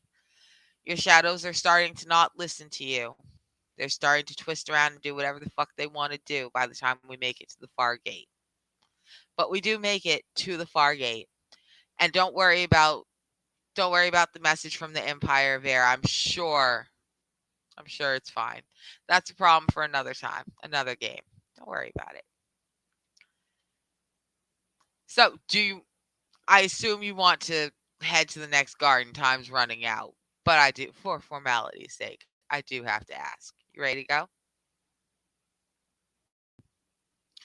All right. This is a stunningly beautiful garden that is lovingly tended. The lushly flowering hedges are carefully sculpted into intricate Yinnian knotwork. The path winding between all the greenery is made of crushed moonstones and labradorite. In the center of this, it's small for a deep garden. It is a burial site, not a full cemetery, just a single mausoleum, a single very large tomb set in the center of this ornate garden. In the center, there's an enormous stone tomb. It's made of creamy pink potch opal. It's about 14 feet long. It's 6 feet wide, just as deep. It's shaped like a featureless sarcophagus. There is an alabaster statue of a she child with delicate little baby spotted fawn legs and tiny little bat wings so thin that they are translucent. It lies curled upon the lid of their sarcophagus. There's a skeletal hand still attached to the long, thin arm bones of a she skeleton resting on the small of the statue's back. The rest of the body has fallen apart into a pile of collapsed bones at the base of the sarcophagus. There are two paths. One goes around the mausoleum, and one goes around the edge of the garden. Going around the edges is going to take like twice as long, like at 30 minutes. But there are probably reasons why people go around the long way. Uh, Going the short way is only going to take us 10 minutes to cross the whole garden. What do you want to do?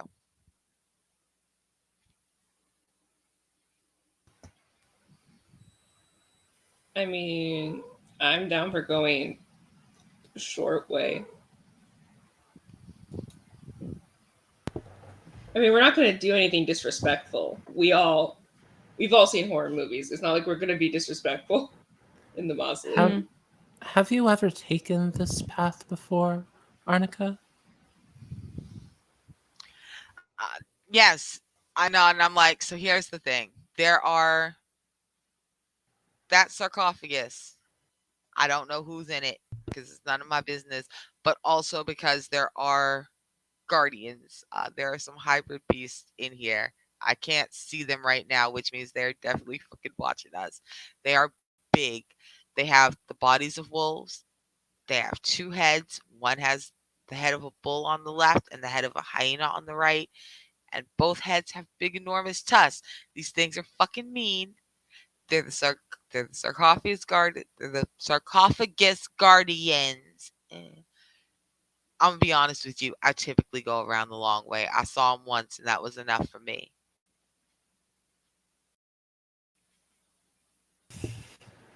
Yeah, I'm good with not meeting the sarcophagus guardians. I'm good for a little bit of a stroll. Unless you really want to meet them, Nox?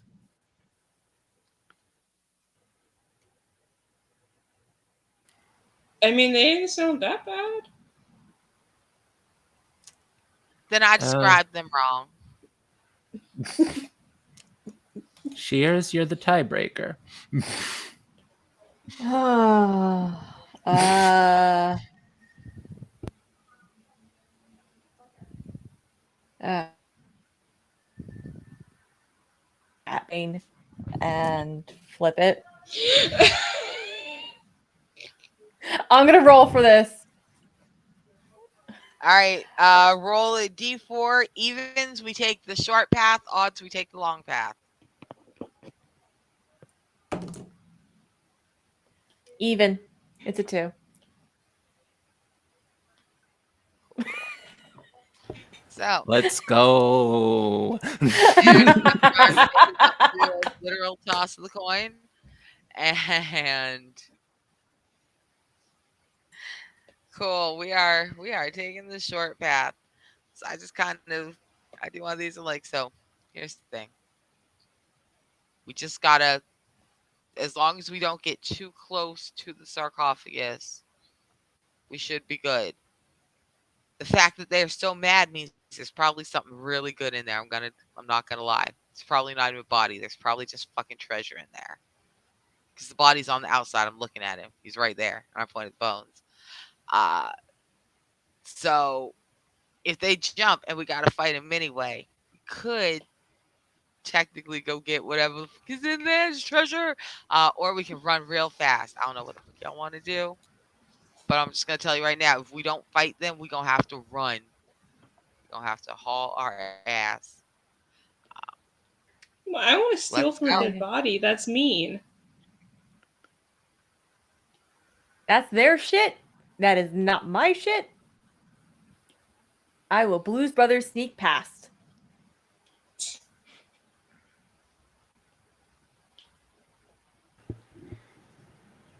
Okay, 1 second, please.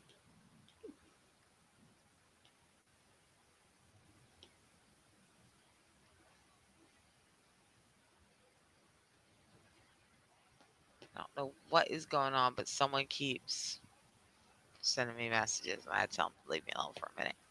So what was I saying? We're okay. We are sneaking past. We could have sneaked around the long way if you weren't even gonna raid the tomb, but that's fine. We're putting ourselves in danger, and we're not even tomb raiding. It's fine. This is a great idea. Nox is yours. Big terrible decisions. It's fine. So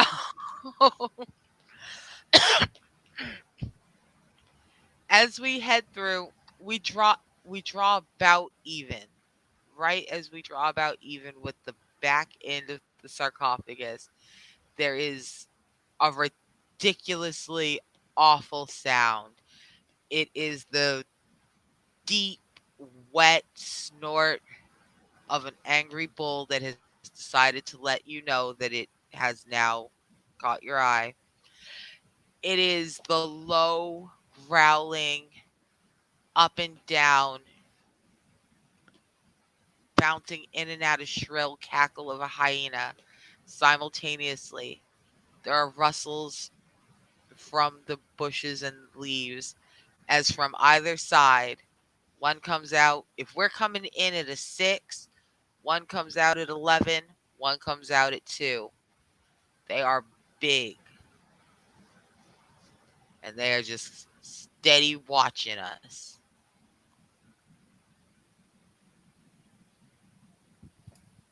I'm gonna let you know right now, Shears, before you reach in your pocket for jerky, I would not make any sudden movements to throw something at these things. Please don't throw jerky at them.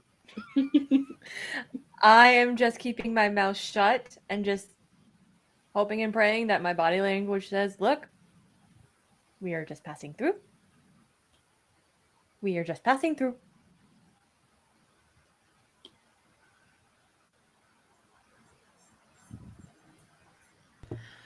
All right. Yeah. Now, I'll I'm gonna I'll let just walk everybody know. softly and slowly, continuing on my way around the place. So here's what you're gonna Hey. have to do for me. Oh. I'm gonna give you one choice. Everybody, we can back away now, add an extra 20 minutes on, so it will take us almost an hour to get through this garden because we got to backtrack slowly. Or everyone can roll their luck.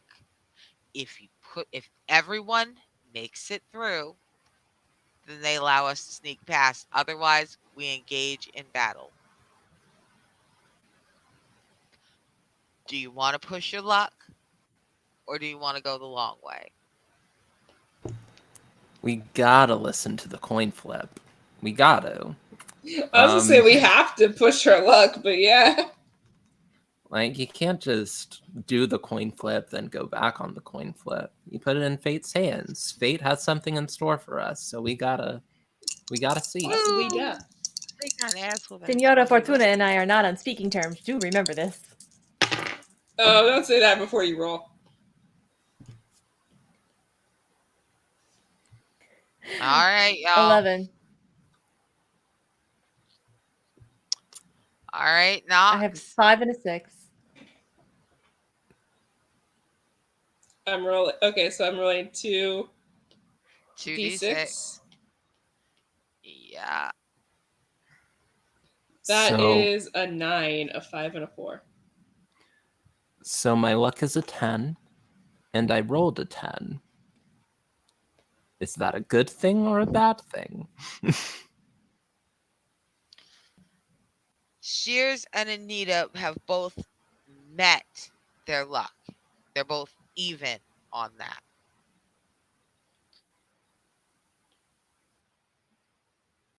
I'm trying to. I'm double check. Lord, I swear to God, I think Knox was over. No, I think my Knox. luck's an 11. Your luck's an 11. Okay, But I was yeah. hearing 7 in my head. My head was because they rhyme. I need a No, I slushy. rolled good when we rolled these stats. You rolled good. Okay, there we go. It is by the grace of the pocket gods on Anita's shoulder, the benevolence, the calming influence that they are radiating out, humming a little peaceful song. Everybody moves real slow. Pocket gods just keep humming, and these things are steady watching us. 4 eyes each, 2 eyes in each head. That bull is snorting. That hyena is cackling and it's growling. Their heads are down there in a curled position, ready to launch. They are several hundred pounds of intimidation per animal, but they do not attack. They stalk us slowly through the entire garden until we walk out the other gate. I just kind of lean against it. I'm like, all right, that fucking sucked. I want you to take that penny. I want you to throw that penny some fucking where else and use a different penny from now on. Don't you ever use that penny again for nothing.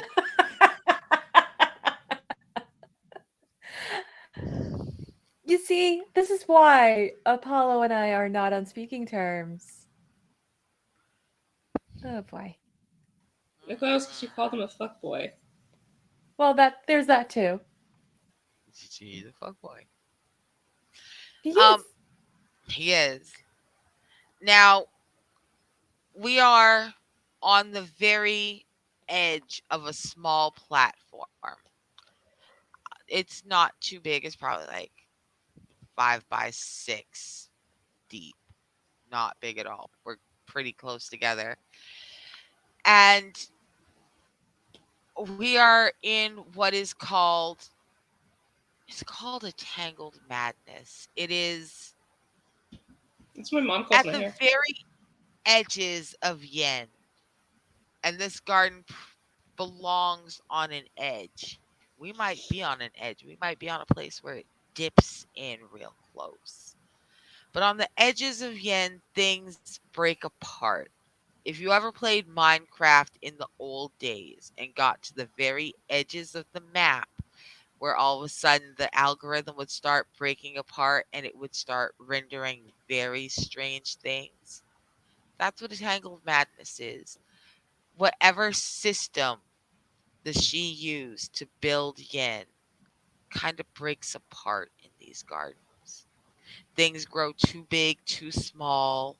They're upside down. They're sideways. Gravity don't always work right. They're beautiful and dangerous. The sky looks like three auroras happening simultaneously in different directions. Uh, the black that it's against is a absolute black. The stars are perfectly white little pinpricks against it. Gorgeous, fucking creepy. Instead of neatly raised beds, because this is technically a mushroom garden, it is overflowing. Uh, the slightly luminous pink mushrooms with their drooping caps are growing randomly from every surface on this garden in clusters of 15 to 20. Some of them are as small as 10 delicate inches, some are towering 10 or more feet overhead. If bumped, the mushrooms will release a rose gold pollen that acts as a paralytic, causing the victim's muscles to lock painfully for 1d6 turns. There are myconic composters here. You haven't met them yet. They're kind of like rose maidens, but mushrooms and meaner. Mostly they're just interested in doing their job. They're rough little farmers.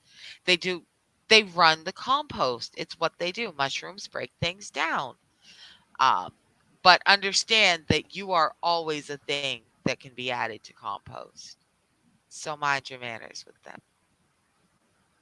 The ones here are semi translucent with heads like inky cap mushrooms, soft and dripping black at the ends. They're neutral if ignored. They will be hostile if bothered. Also, they are just not okay. You But I shouldn't love live in a inky tangled caps. madness. I do too, but one shouldn't stay in a tangled madness too long. There's a lot of contagious shit here in Yen. You can catch a bat. You can catch a bad case of everything. Thought, thought patterns. You can catch mushroom from mushroom people. At the base of the tallest mushroom, in the area near the entrance, uh, there is. Oh, I'm not going to tell you. There's something. There's a shortcut. I'll already tell you because I told you where it is. We can see it. The mushroom that used to hide it has fallen over, and you can see that there are stairs leading down into the ground. It does not tell you, however, whether there's a shortcut forward or back, because my shortcuts go both ways.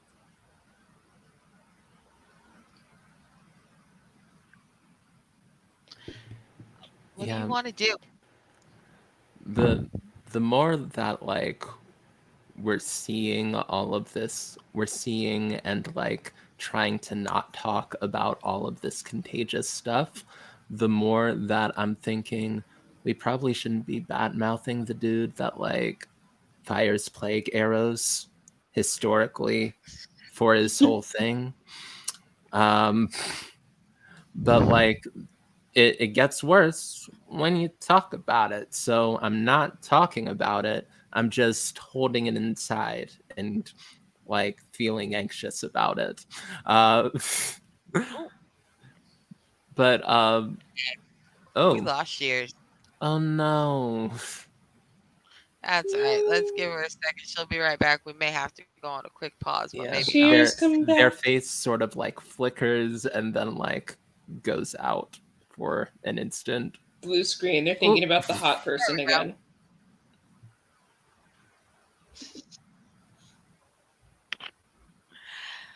All right. Let's give you a second. There you go. It's just the effect and that you hot plug people right. have on shears. It is. They This is just canon. This is canon. They just stop computing. I So, just kind of Hot people make shears run on Windows XP. they sure do. so the basement stairs maybe lead to a shortcut forward, or maybe lead to a shortcut back where we were going. Hmm. And Arnica won't tell us. And is there like a regular way to go? That is just gonna. Yeah, the path winds through past a couple buildings. They're myconid composters kind of wandering around, talking to each other. They're all ignoring you. There's no obstacles. There's nothing in the way. You can just head forward to the other garden. Okay, Okay.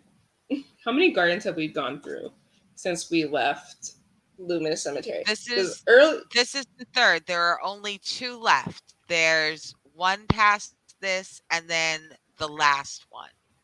yeah, because you said there were 5 gardens until we got to the shortcut. Yeah, there's a whole bunch of shortcuts, and they Yeah, go in all so sorts of different directions. Great glass elevator style. Some of them so we are should faster than others. we should probably go for the 5th garden then, because that's the one we were told about.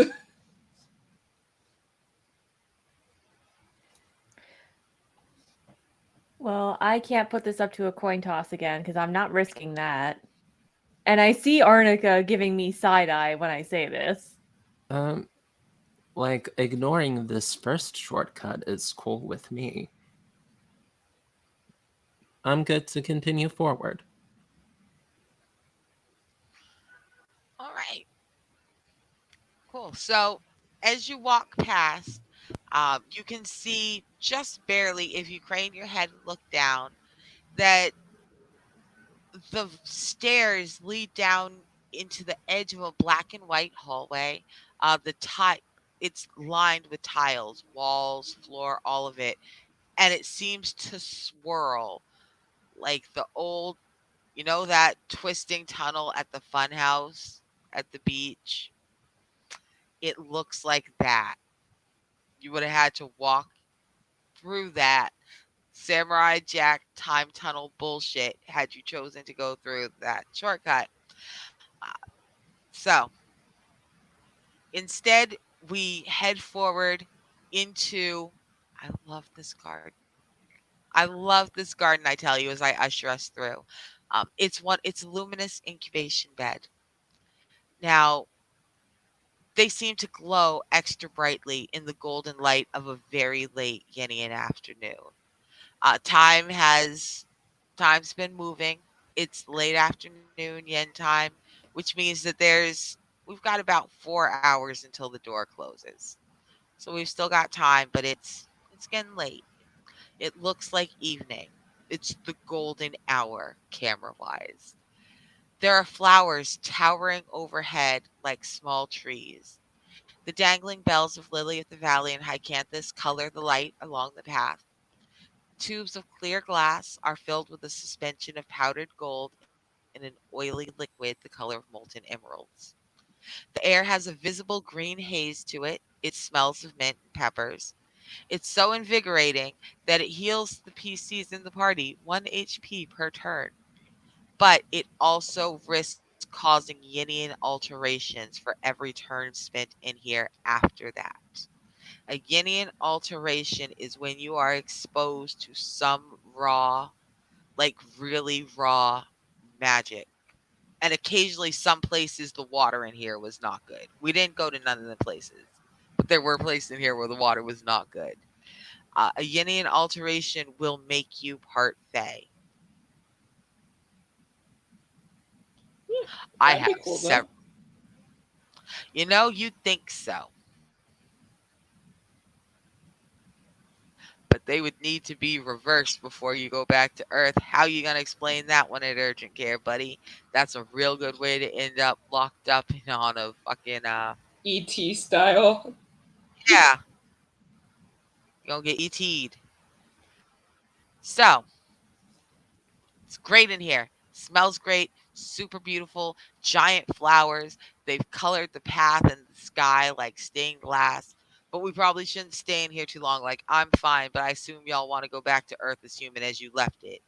So we should probably not hang out here too long, or you'll all have to roll after 10 minutes.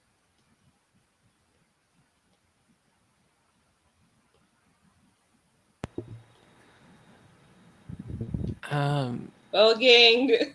but yeah, unless anybody like wants to stay and explore, seems like you really like this place, but also you don't like this place for us. Like you like it for you, but like not for us. So yeah, we can keep it moving. No, I so if you I've had my nails done for the party, and I'm sure you all really like them, but I kind of get closer to you now that you know, and I click them together, and they don't sound like acrylic.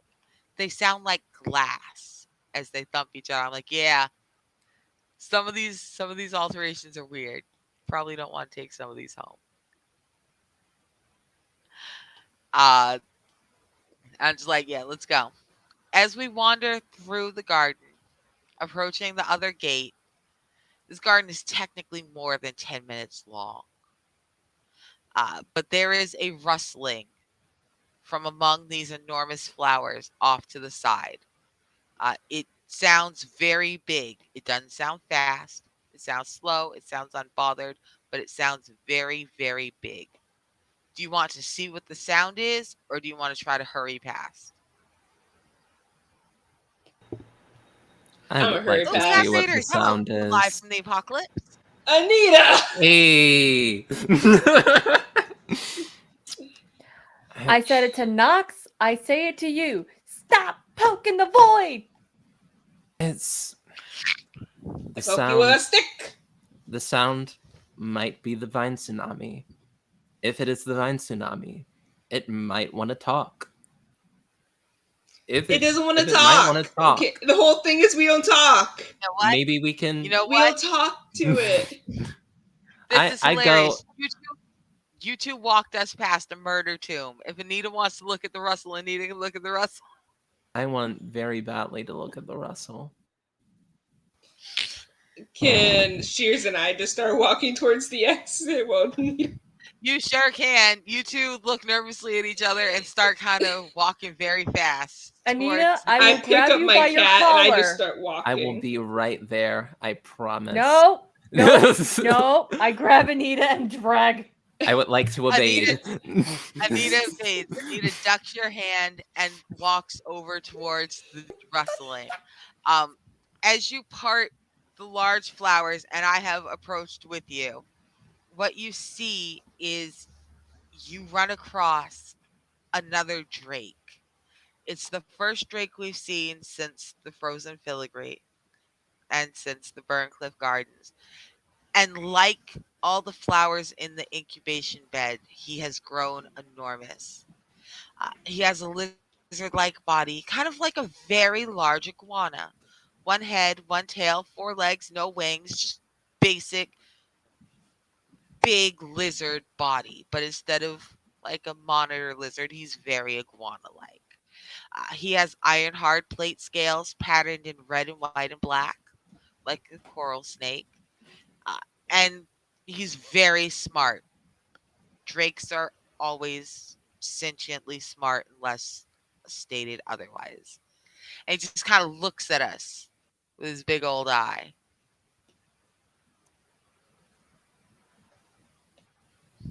I? Like, only one? Well, I mean, he was going in the other direction. Lizards have their eyes kind of front side. They're not like front like ours. They're front side. Got it, So got it, only got it. That's one right. eye sees Anita. It sees Anita wave. He kind of stops and he swings his big old dinosaur head over, lowers it down, gets real close to you, and goes, "Hello." His voice is loud. It's low. It rumbles in your chest.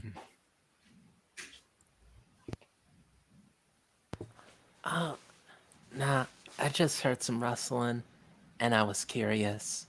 Your scales are very beautiful. Uh, that's all.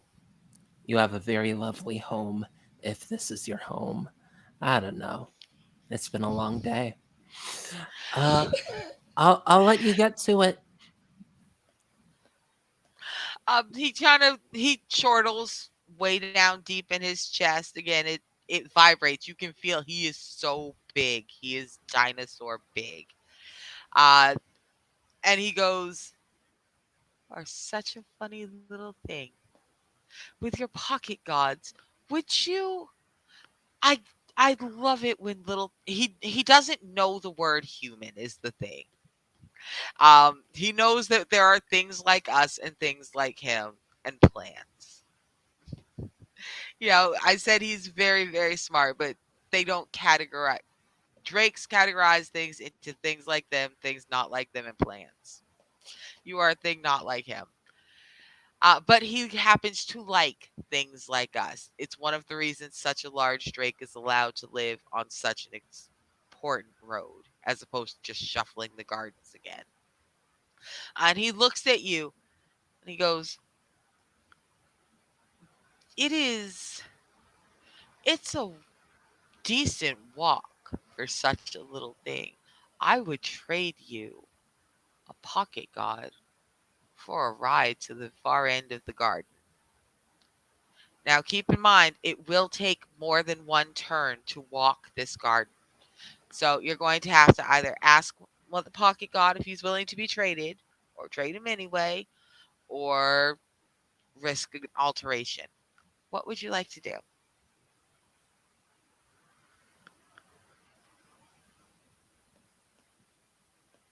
You're muted. Muted. Just me. Yeah, I'm sort of taken aback Muted. a little bit. Um, but I sort of go like, I come to the realization that like pretty soon I am not going to be able to like have the pocket gods with me anymore. They're gonna all be in yin and I will be elsewhere. Um, so I sort of realized that, oh, I'm either going to abandon them at the portal or I need to find like places for them or things for them to do before they uh, feel complete. And I just sort of like look at my shoulders and be like, um, they're not like my little things. They like me. So let me like, uh, how y'all feel about, I'm sorry, what are you called? Uh, and he just kind of laughs again. He says, "I'm a drake, and there are none like me." They know. Uh, and they're just nodding like this makes so much sense. They're like, "Yeah, of course, he's a drake. So I wouldn't confuse him with any other one." A Drake unlike any other. Do you want to like do any of you want to like hang with a Drake unlike any other?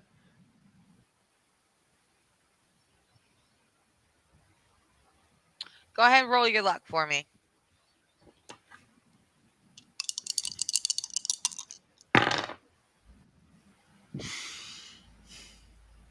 Oh no. So that's an 11, All right, which is above my luck. it is. So here is what's going to happen. Your luck is going to go down by one, So cool. Awesome. uh, Love that. but you get some of what you want. In this case, all of your pocket gods kind of look at you. And they look at the drake. And they look at you, and they look at the drake, and they just kind of blow you kisses. And one of them holds out their little stubby arm to give you a nice to know you. All of the pocket gods are leaving you at once to go to this drake. Oh, word. Hey, it was real. Um, I give them like a peace sign, and I Um, Hand them off to the Drake unlike any other. All right. So they clamber up his scales and they're getting bigger. They are sized appropriately to fit in the pockets or a small space for whoever owns them. So they're like, they're a solid like 24 inches tall, little blobby guys. They're taking on little reptilian draconic shapes as they clamber above and start flying around its head like little babies. He says, I've been looking for some little friends like these. They're very hard to find now. Climb aboard. We'll go catch up with your with your friends. They're trying very hard not to look at us as they walk away, but they're less than a body length away. Did we lose Shears again? We Yep. did.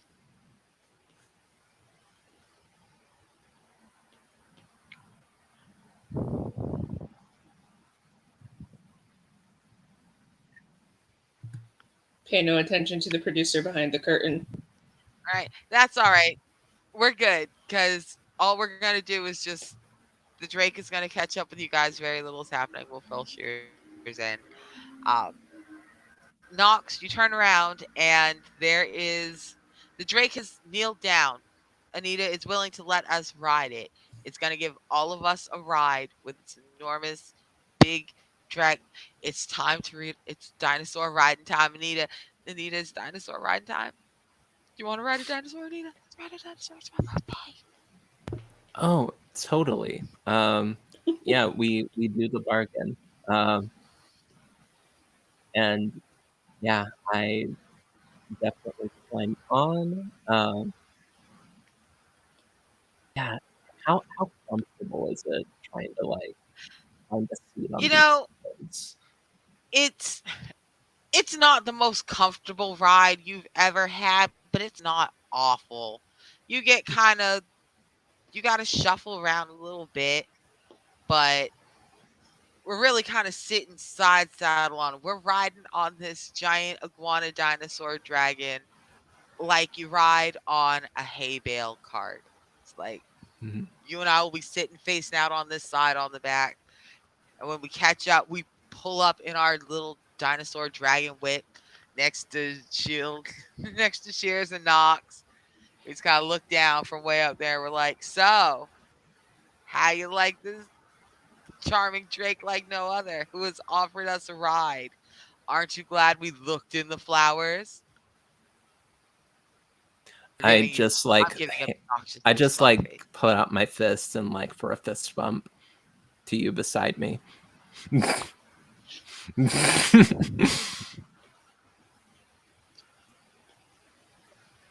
Oh, but when I want to go exploring a mausoleum, that's a bad idea, no? Well, that's because I told you that the things there wanted to eat us, Knox. I didn't know there was anything here that was going to be friendly and give us a ride. I knew he was here. I just didn't know he'd be friendly and offer us a ride. And to be fair, I did give beef jerky to a mermaid statue. Yeah, that was a terrible idea. And the Drake just kind of snorts. It rumbles. We can feel him because we're sitting on him. It's just like we can feel him trying not to laugh real hard, but you can't believe you fed one of them fucking It statues. was a That's good wild. idea at the time. No, it He goes, wasn't. no, it was a terrible idea. But Come he on hunkers up. down so that you guys can climb aboard. I'm gonna climb. Yeah, I I'm gonna climb up. climb up. Okay. Um, and so very quickly, it's only a minute or two because he is so big and his steps, he's very fast. I don't know if y'all have ever seen the iguana move. They look like they're slow. They ain't slow. They're not slow when they don't want to be. And he's iguana moving just overhead. The flowers are just a cup. They're just overhead. They smell sweet. It's perfuming the air. It mixes in with that invigorating pepper and mint smell. Uh, Little tinges of that gold glitter that it's in the air where it's diffusing this liquid in the glass pipes. It clings to you a little bit. It's probably a good thing we're getting out. You do not want too much of that on you because that is definitely part of what will cause a Yinian alteration.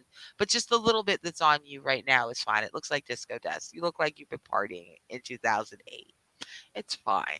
It's fine. It's beautiful. We're having fun. We make it to the very end Fine of the with garden. mine. Get the fuck out of here. Well, the rest of us were the rest, not the rest of us, but me at least. I was partying. I was partying. Anyway, we're there.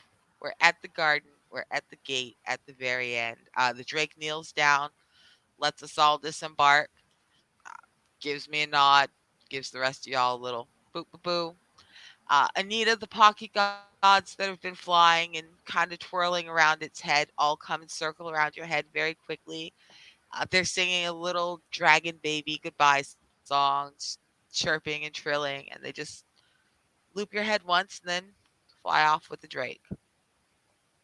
And they just disappear into the giant flowers. All right. Last garden. You ready? Ready? All right. So this gate is black and twisted. It looks like someone took an enormous black iron fence, one of the big state fences from the 1700s, and just twisted it like a DNA helix. Just kind of set it sideways in the gate thing. We are stepping through into another tangled madness, That's and this one you interesting. can feel it. It is significantly deeper. There is no sky in this garden. It is an overgrown rocky island spinning in an empty alien spacescape far from Earth. An enormous gas giant in shades of creamy pink fill a portion of the skies with its shimmering rings. A spray of spiraling galaxies that cannot be seen from anywhere in the Milky Way spirals out behind it. Here's the place where I can follow up on every promise you need. Now, the shortcut is over there at that machine. I just kind of flick my hand, and what you're looking at in the center of the garden is a towering marble plinth surrounded by fluted, curved columns. And they don't look curved. Everything here looks like someone has stretched it or twisted it or bent it. Nothing is quite what it should be. On top of that plinth, a series of two-story tall glass and metal chambers shaped kind of like eggs, capped by and resting in matching bases of glowing blue, silver, Yinian steel, are all connected to a central crystalline computer by a series of delicate glass tubes of various shapes and sizes. It looks a bit like a cartoon chemistry set and a bit like a distillery. They twist and they curl around enormous vats, connecting them to each other and to this enormous central machine. All of them are filled with a lightly murky, bile green colored fluid. Nothing anywhere is written in English. There is a hatch on all of these vats that is 36 inches by 36 inches towards the bottom. But don't be worried. Y'all don't have to go in that, I'm sure. Shears probably don't have to go in there. Nobody's caught anything, right? Now is the time to be honest. Nobody is any different than when they came in here, right? Do I Okay, feel different? before we do anything reckless, body check. Cheers. What? Did you catch something? What? You kind of have the face glitchy thing happening. And I didn't want to say anything, but now it seems like pertinent. When did Cheers roll and catch Wait, what? something?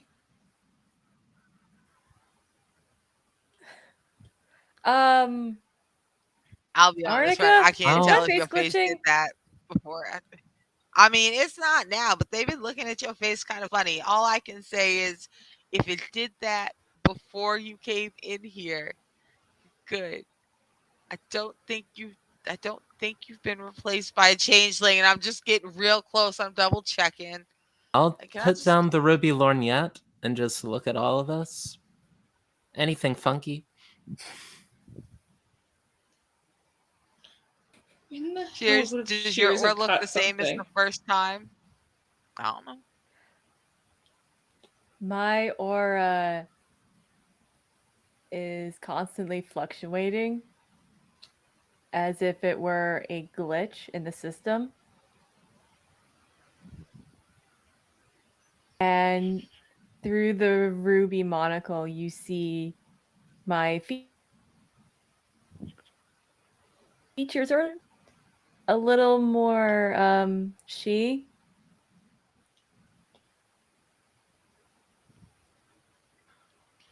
Oh, Right.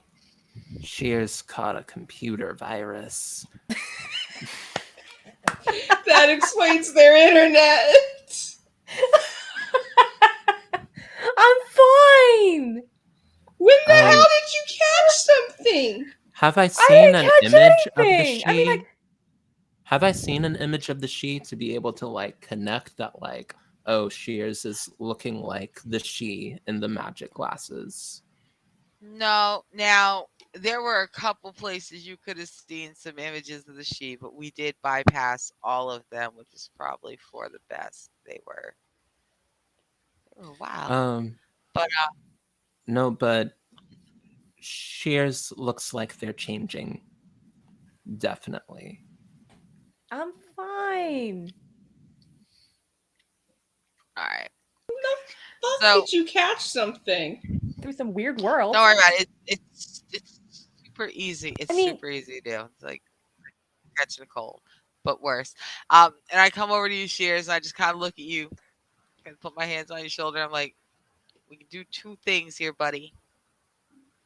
Put you in one of them vats, and I can reset you to factory settings. It's gonna suck for like 10 minutes. When I hugged you, when we came in, I'm gonna reach in my pocket. I'm gonna pull out just a loose hair that I picked off your shoulder when I hugged you when you came in. Like I can reset you back to exactly how you were when we came in here. It'll take like 10 of the suckiest fucking minutes of your life. And then we got to get you out of here real fast. Or you can stay good, buddy, but you ain't going. Okay, you got to leave fairy shit here. Fairy shit here. Earth shit on Earth. but I'm fine. Like, I'm not like. I mean, like, I always joke about my family being trickster gods and whatever, but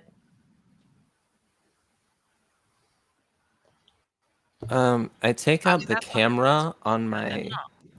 I take out the camera on my phone and I hand you the ruby lorgnette and I just like let you look at yourself through the lens. I don't know what you're talking. Holy shit! So I got a guest room, or I got a that. Gotta guess more of that.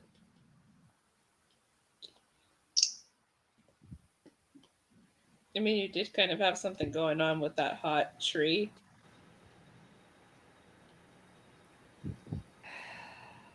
Do you know when this might have happened? Any idea? I'm trying to think of when Shears did something reckless, and the problem is there are so many gardens. Oh wow! Thank you, Knox. Thank you. Ow. You love me. I do. But like I've always been like this.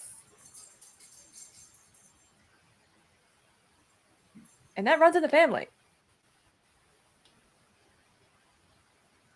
Is it possible that Shears has always been one of the she? Or has always been a little magical? Well, if that's true, then getting in the vat will do nothing but put Cheers back to the exactly as magical as they were when we hit the door. But that, Will it still suck? oh yes, oh no, going in the vat sucks. Going in the vat sucks.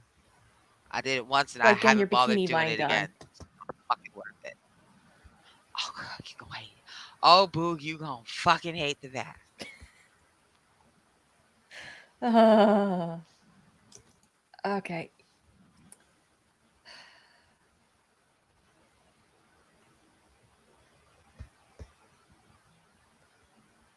Honestly, like, I'm okay.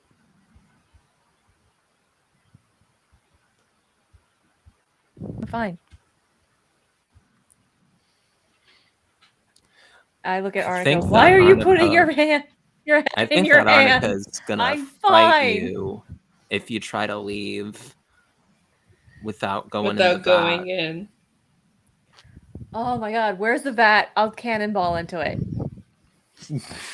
All right.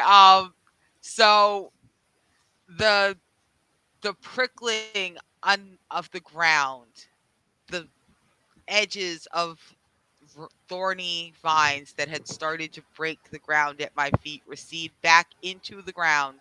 And I'm like, oh, that's fine. It's over this way. Um, I lead you towards the vat in the front. I unscrew that 36 by 36-inch thing. What all that liquid inside drains out. It's empty. It's immediately dry. I'm like, here you go. In that.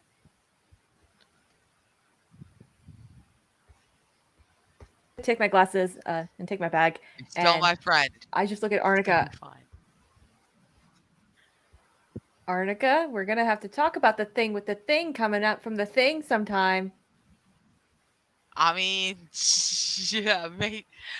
By all means, you're welcome to come back. We'll talk about the thing all you want. I'm screwing the panel on. I mean, make your arrangements because the next time you come back in here, I'm pretty sure this ain't gonna work. So just bring Lexi with you next time. We'll talk about whatever you want. I slam it shut. I go over to the machine and I start pushing buttons. I push them in a very specific All right. order. And the egg-shaped vat, this enormous vat that you are in, begins to fill from the top down with a very heavy, like amniotic pink gas. Uh, You can breathe it, but it stings on your skin. And I'm like, okay, I breathe just it like bang deep, at the door. I'm like, what and the this is fuck? This really, really, hurts. really gonna suck. We ain't started. This is the prep. Breathe deep. This is the I'm prep. sorry. And I push a button and you lose half your HP as several currents of very bright electricity arc through this mist um, and reset your DNA according to the strand of hair I snuck off your shoulder.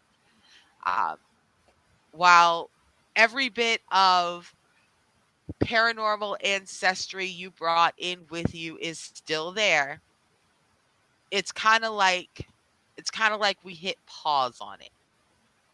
We have about an hour and a half now to get you out of here before all that, whatever you brought in here with you, whatever your personal ancestry may be, starts to reassert itself and I no longer feel comfortable letting you back to earth because what if it spreads? So I unscrew the vat.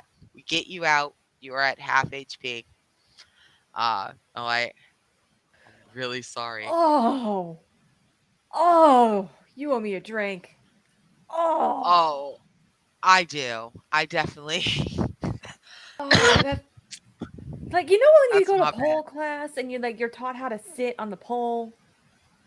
That's what that No, feels no. like right now. So, Oh. Ooh. Okay, let's uh, go.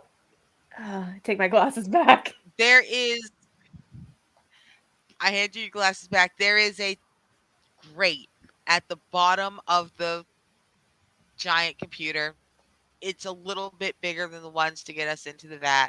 I kneel down, I unscrew it, I lift it, and there are stairs leading down into a canal. There is a very beautiful little boat. Um, it looks like a swan boat, but small, bigger than a tunnel of love boat, but smaller than a tour boat, shaped like a swan. Um, the water is the water looks like the sky. It's black. It's got little specks shining up from the bottom. It may be liquid sky. I can't promise it's not. Probably don't step in it. But there's room for all of us and Hazel on the swan boat. I jump in, my Willy Wonka bullshit, grab the wheel, and I'm like, come on, we got to get you guys going there. Shears does not want to make this walk. I get into You're the boat. tired. Yep. Yeah, Same. I That's an me and my understatement. cat in the boat. All right. Now, Oh. I said Willy Wonka bullshit for a reason. We are traveling out of a tangled madness, and that in itself can be an overwhelming thing. Uh, the tunnel, as we are swept along through this liquid sky, begins to twist around us. There's a couple minutes we're pretty sure we're upside down. There's at least 1 minute that we're all inside out, but not, but kind of. More like a toroid than anything else. Imagine yourself as a toroid. Now imagine yourself as a Mobius strip. Now imagine yourself as a cartoon. We did all of that very fast, back to back. It's fine. You'll get over it. It's a little itchy. It's fine. You'll love it. It's weird. You've got stories when you get home. You guys can talk about this on the flight. It's the fastest way out. It's not my fault. The swan boat bumps to a stop. It is, there are no stairs. There is no elevator. There is no ladder. There's no nothing. It looks like we are at the dead end. The sky, however, underneath the boat has definitely turned to water, so that's a good thing. Um, and there's no source of light that you can see, despite the fact that it is very well lit in kind of a bluish light, until you look up. When you look up, you realize that you can see enormous amounts of water floating overhead. There's no glass, there's no nothing, there's just water overhead. If you look up at the right angle, you can see the edge of the door. We are underneath the flooded ponds. Above in the water, there are enormous shapes. A couple of them are the very large koi that we saw at the beginning, but more of them are fish servants swimming around, just waiting. And as soon as you guys are ready, just don't freak out. I'm going to boost you up into the water. This is one way, so you're not going to fall back out.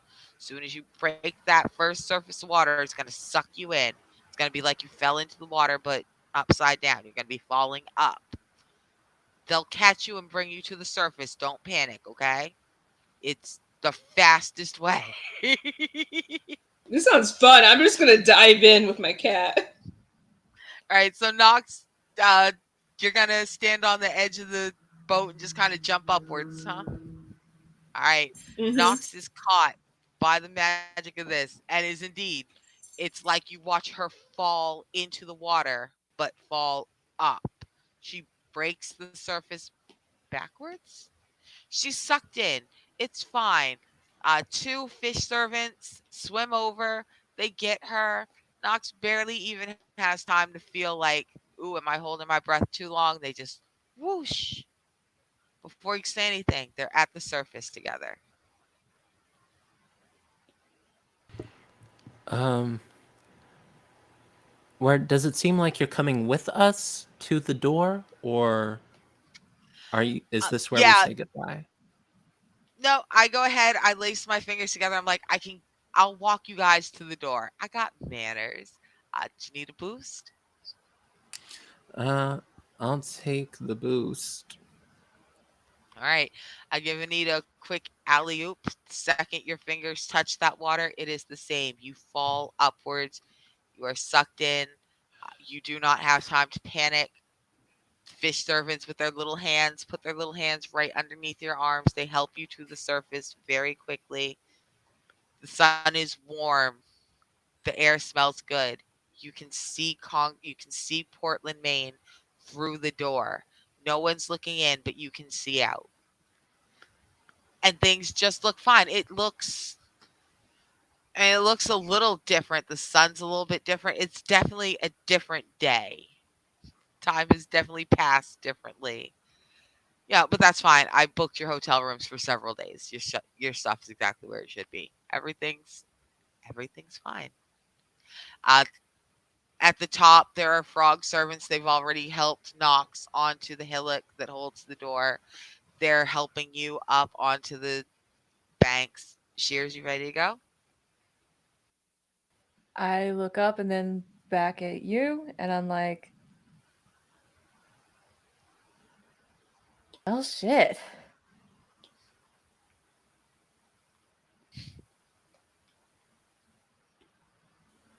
And I will be back. And I'll bring the chaos dog. All right. When you're ready, I'm here. Did I just lose everybody? I did not. My whole screen just freaked out for a second. I'm still here. It's great. Video And I hates go, us. it does. It Video. doesn't want the Nope. show to end. I'm like, when you're ready, I'll be here. Hopefully, it'll be a little less chaotic.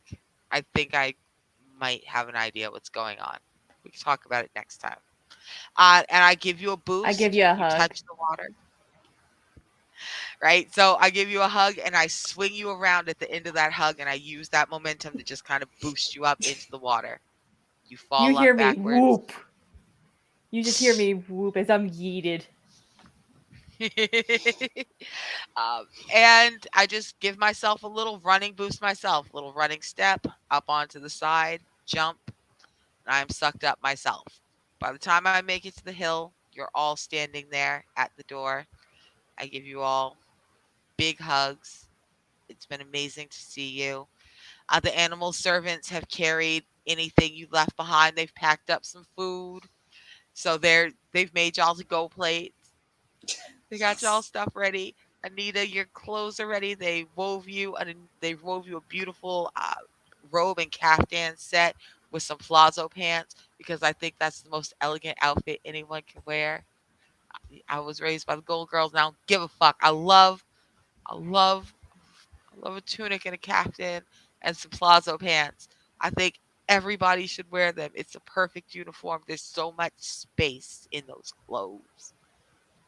But they're woven out of this extraordinarily extravagantly soft gold and sunset rose silk that's only made Um, in yen. Arnica, during Yeah. my goodbye hug, I would like to try something a little shifty. Oh Um, dear. I would like to try and pull an arnica and try to just grab a little piece of hair off of you to study in my No! science Do I places. notice this? Do I notice this? Hopefully Squirt not. bottle. Everybody roll your luck. Oh boy. One last roll. We got it. Is 6. Anita This about to time, give us this without? I rolled a 6. That's a 6. that's a 7, which is less than my luck. Right. So here's what happened, y'all. Everybody succeeded. So it happens in this order. I hug Anita. Anita hugs me. It is the reverse of our entrance, just to make sure that I can't give in to the temptation to keep y'all here or to whisper something infectious in your ear, which may or may not be an impulse I've been fighting this whole time. It's fine. It's fine. I'm I'm sending you out the same way I sent you in with hugs. I grab Anita, I hug Anita tightly, I spin us around, and you both see Anita snag a piece of my hair off my shoulder right as I set her outside the door. I grabbed the squirt bottle out of the magic pocket. Like, no, no, Anita! absolutely not. Oh, I'm sorry, Lexi. I'm sorry. Go back to sleep. Go back to sleep. Lexi said I ain't do shit. I'm like, drop the hair. We do not poke the void. I'm already There, past. I've been set down past the barrier. It's done now. Oh, Oh my gosh. and why? I'm laughing. I just hugged the two of you, and I'm like, so there's not a lot of ways that hair can pass information. I'm not too concerned. And I kind of knocked you, get the hug, and I set you down outside the door. And Cheers, I grab you by the shoulders before I hug you. I'm like, but just in case, just my phone still works. I'm here every couple days, my time. Leave me a message in case anything goes wrong. Nothing will go wrong, but just in case. I will keep an eye and expect a lot of pictures of my dog. Um, and Oh, I don't give forget to you give Shears' number to the tree lady. like, oh no, I Wait, you won't guys get forget. Wi-Fi? But she ain't got roots. She was walking around. She can come here too. What do I look like? A messenger service? I'm a fucking queen.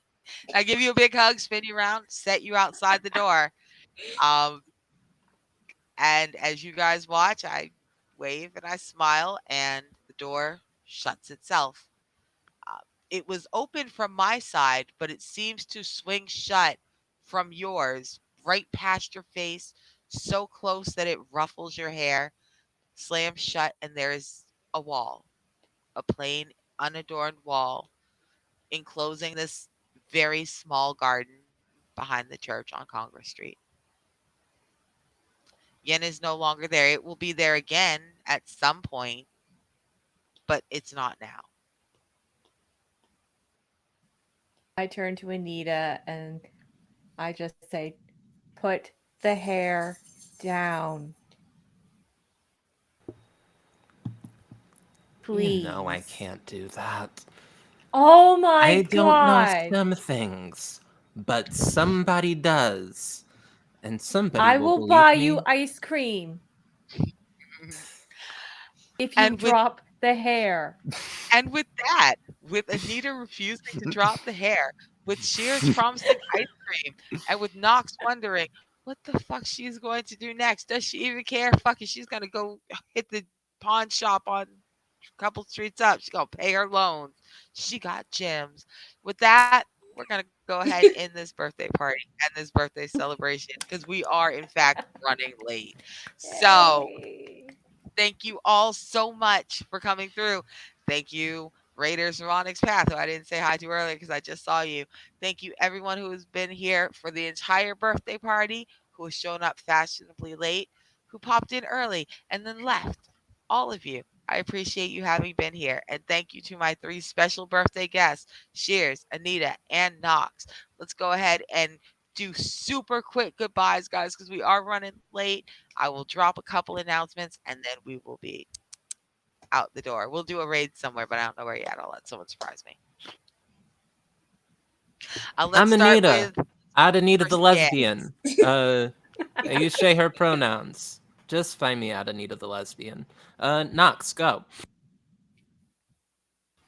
Hi, I'm Knox. You can find me at Nocturnal_7. You can catch me tonight with Arnica in a couple of hours at 8 o'clock for Valor, which is a magical girl themed campaign. We're about to go fight a wraith, and that's going to be super fun. Tomorrow, you can catch me and Anita in School of the Stars. I DM that. That's Kids on Brooms. Tuesday, you can catch me here again with Inspiriles, which is sponsored by Hatchling DMs. It's Arthurian legend, belief, sign language, and then follow me on Twitter. My cat was here too, but she's asleep right now, so I'm not gonna bother her. Go, Shears, go. Hi, everybody. My name is Bloodthread Shears. Shears for short. My pronouns are they, them. I am a Twitch affiliate, actor, singer, belly dancer, and I do all the things.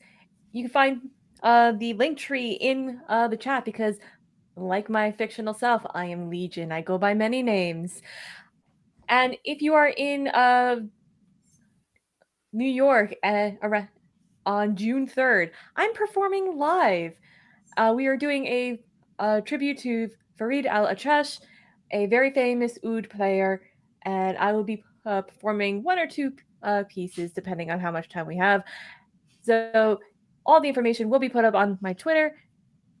See you then. Bye. All right. And thank you so much, everyone, for having been here. I've been your GM, storyteller, birthday girl, party crasher, and Black Queen, Arnica. You can find me on Twitter, Twitch, and Hive at Arnica X Ross. You can find me Wednesdays. Next Wednesday is the last day as we wrap up our Animorphs, Morphs in the Bayou, a Blades in the Dark hack run on Valorant's channel, Wednesdays at 8 p.m. You can catch me in a couple hours on our sponsored Valor game. Gently on the breeze, gently on the wind. We're gently on some moving air currents. This is only my second week. I'm Gently on the tired. wind. Thank you. Gently on the wind. Give a girl a break. Give a mouse a break. I'm very tired. Uh, Give mouse a from cookie. 8 to midnight Eastern Standard Time. Catch Contour and Charisma on Sunday, Knox on Saturday, Inspirals, sponsored by Hatchling DM Tuesdays, and Roll for Luck on Wednesdays. Roll for Luck still running. Everybody say thank you. Give kisses to our substitute producer today, Jen, and double kisses to Darcy, who's been producing all season long, but is on vacation this week. So we got Jen. So I got two excellent producers for one tiny show. Yay me, yay us. Pick up the Girls Write These Worlds Zine 2 over at itch.io. Drop the exclamation point, somebody. And I'm going to say goodbye. We're rating that bronze girl, I believe. That bronze girl. The bronze girl. And we're going to say goodbye. Say goodbye, everybody. Happy birthday, Happy birthday! Arnica! Happy birthday! It's your birthday! Happy Happy birthday! birthday! Happy birthday!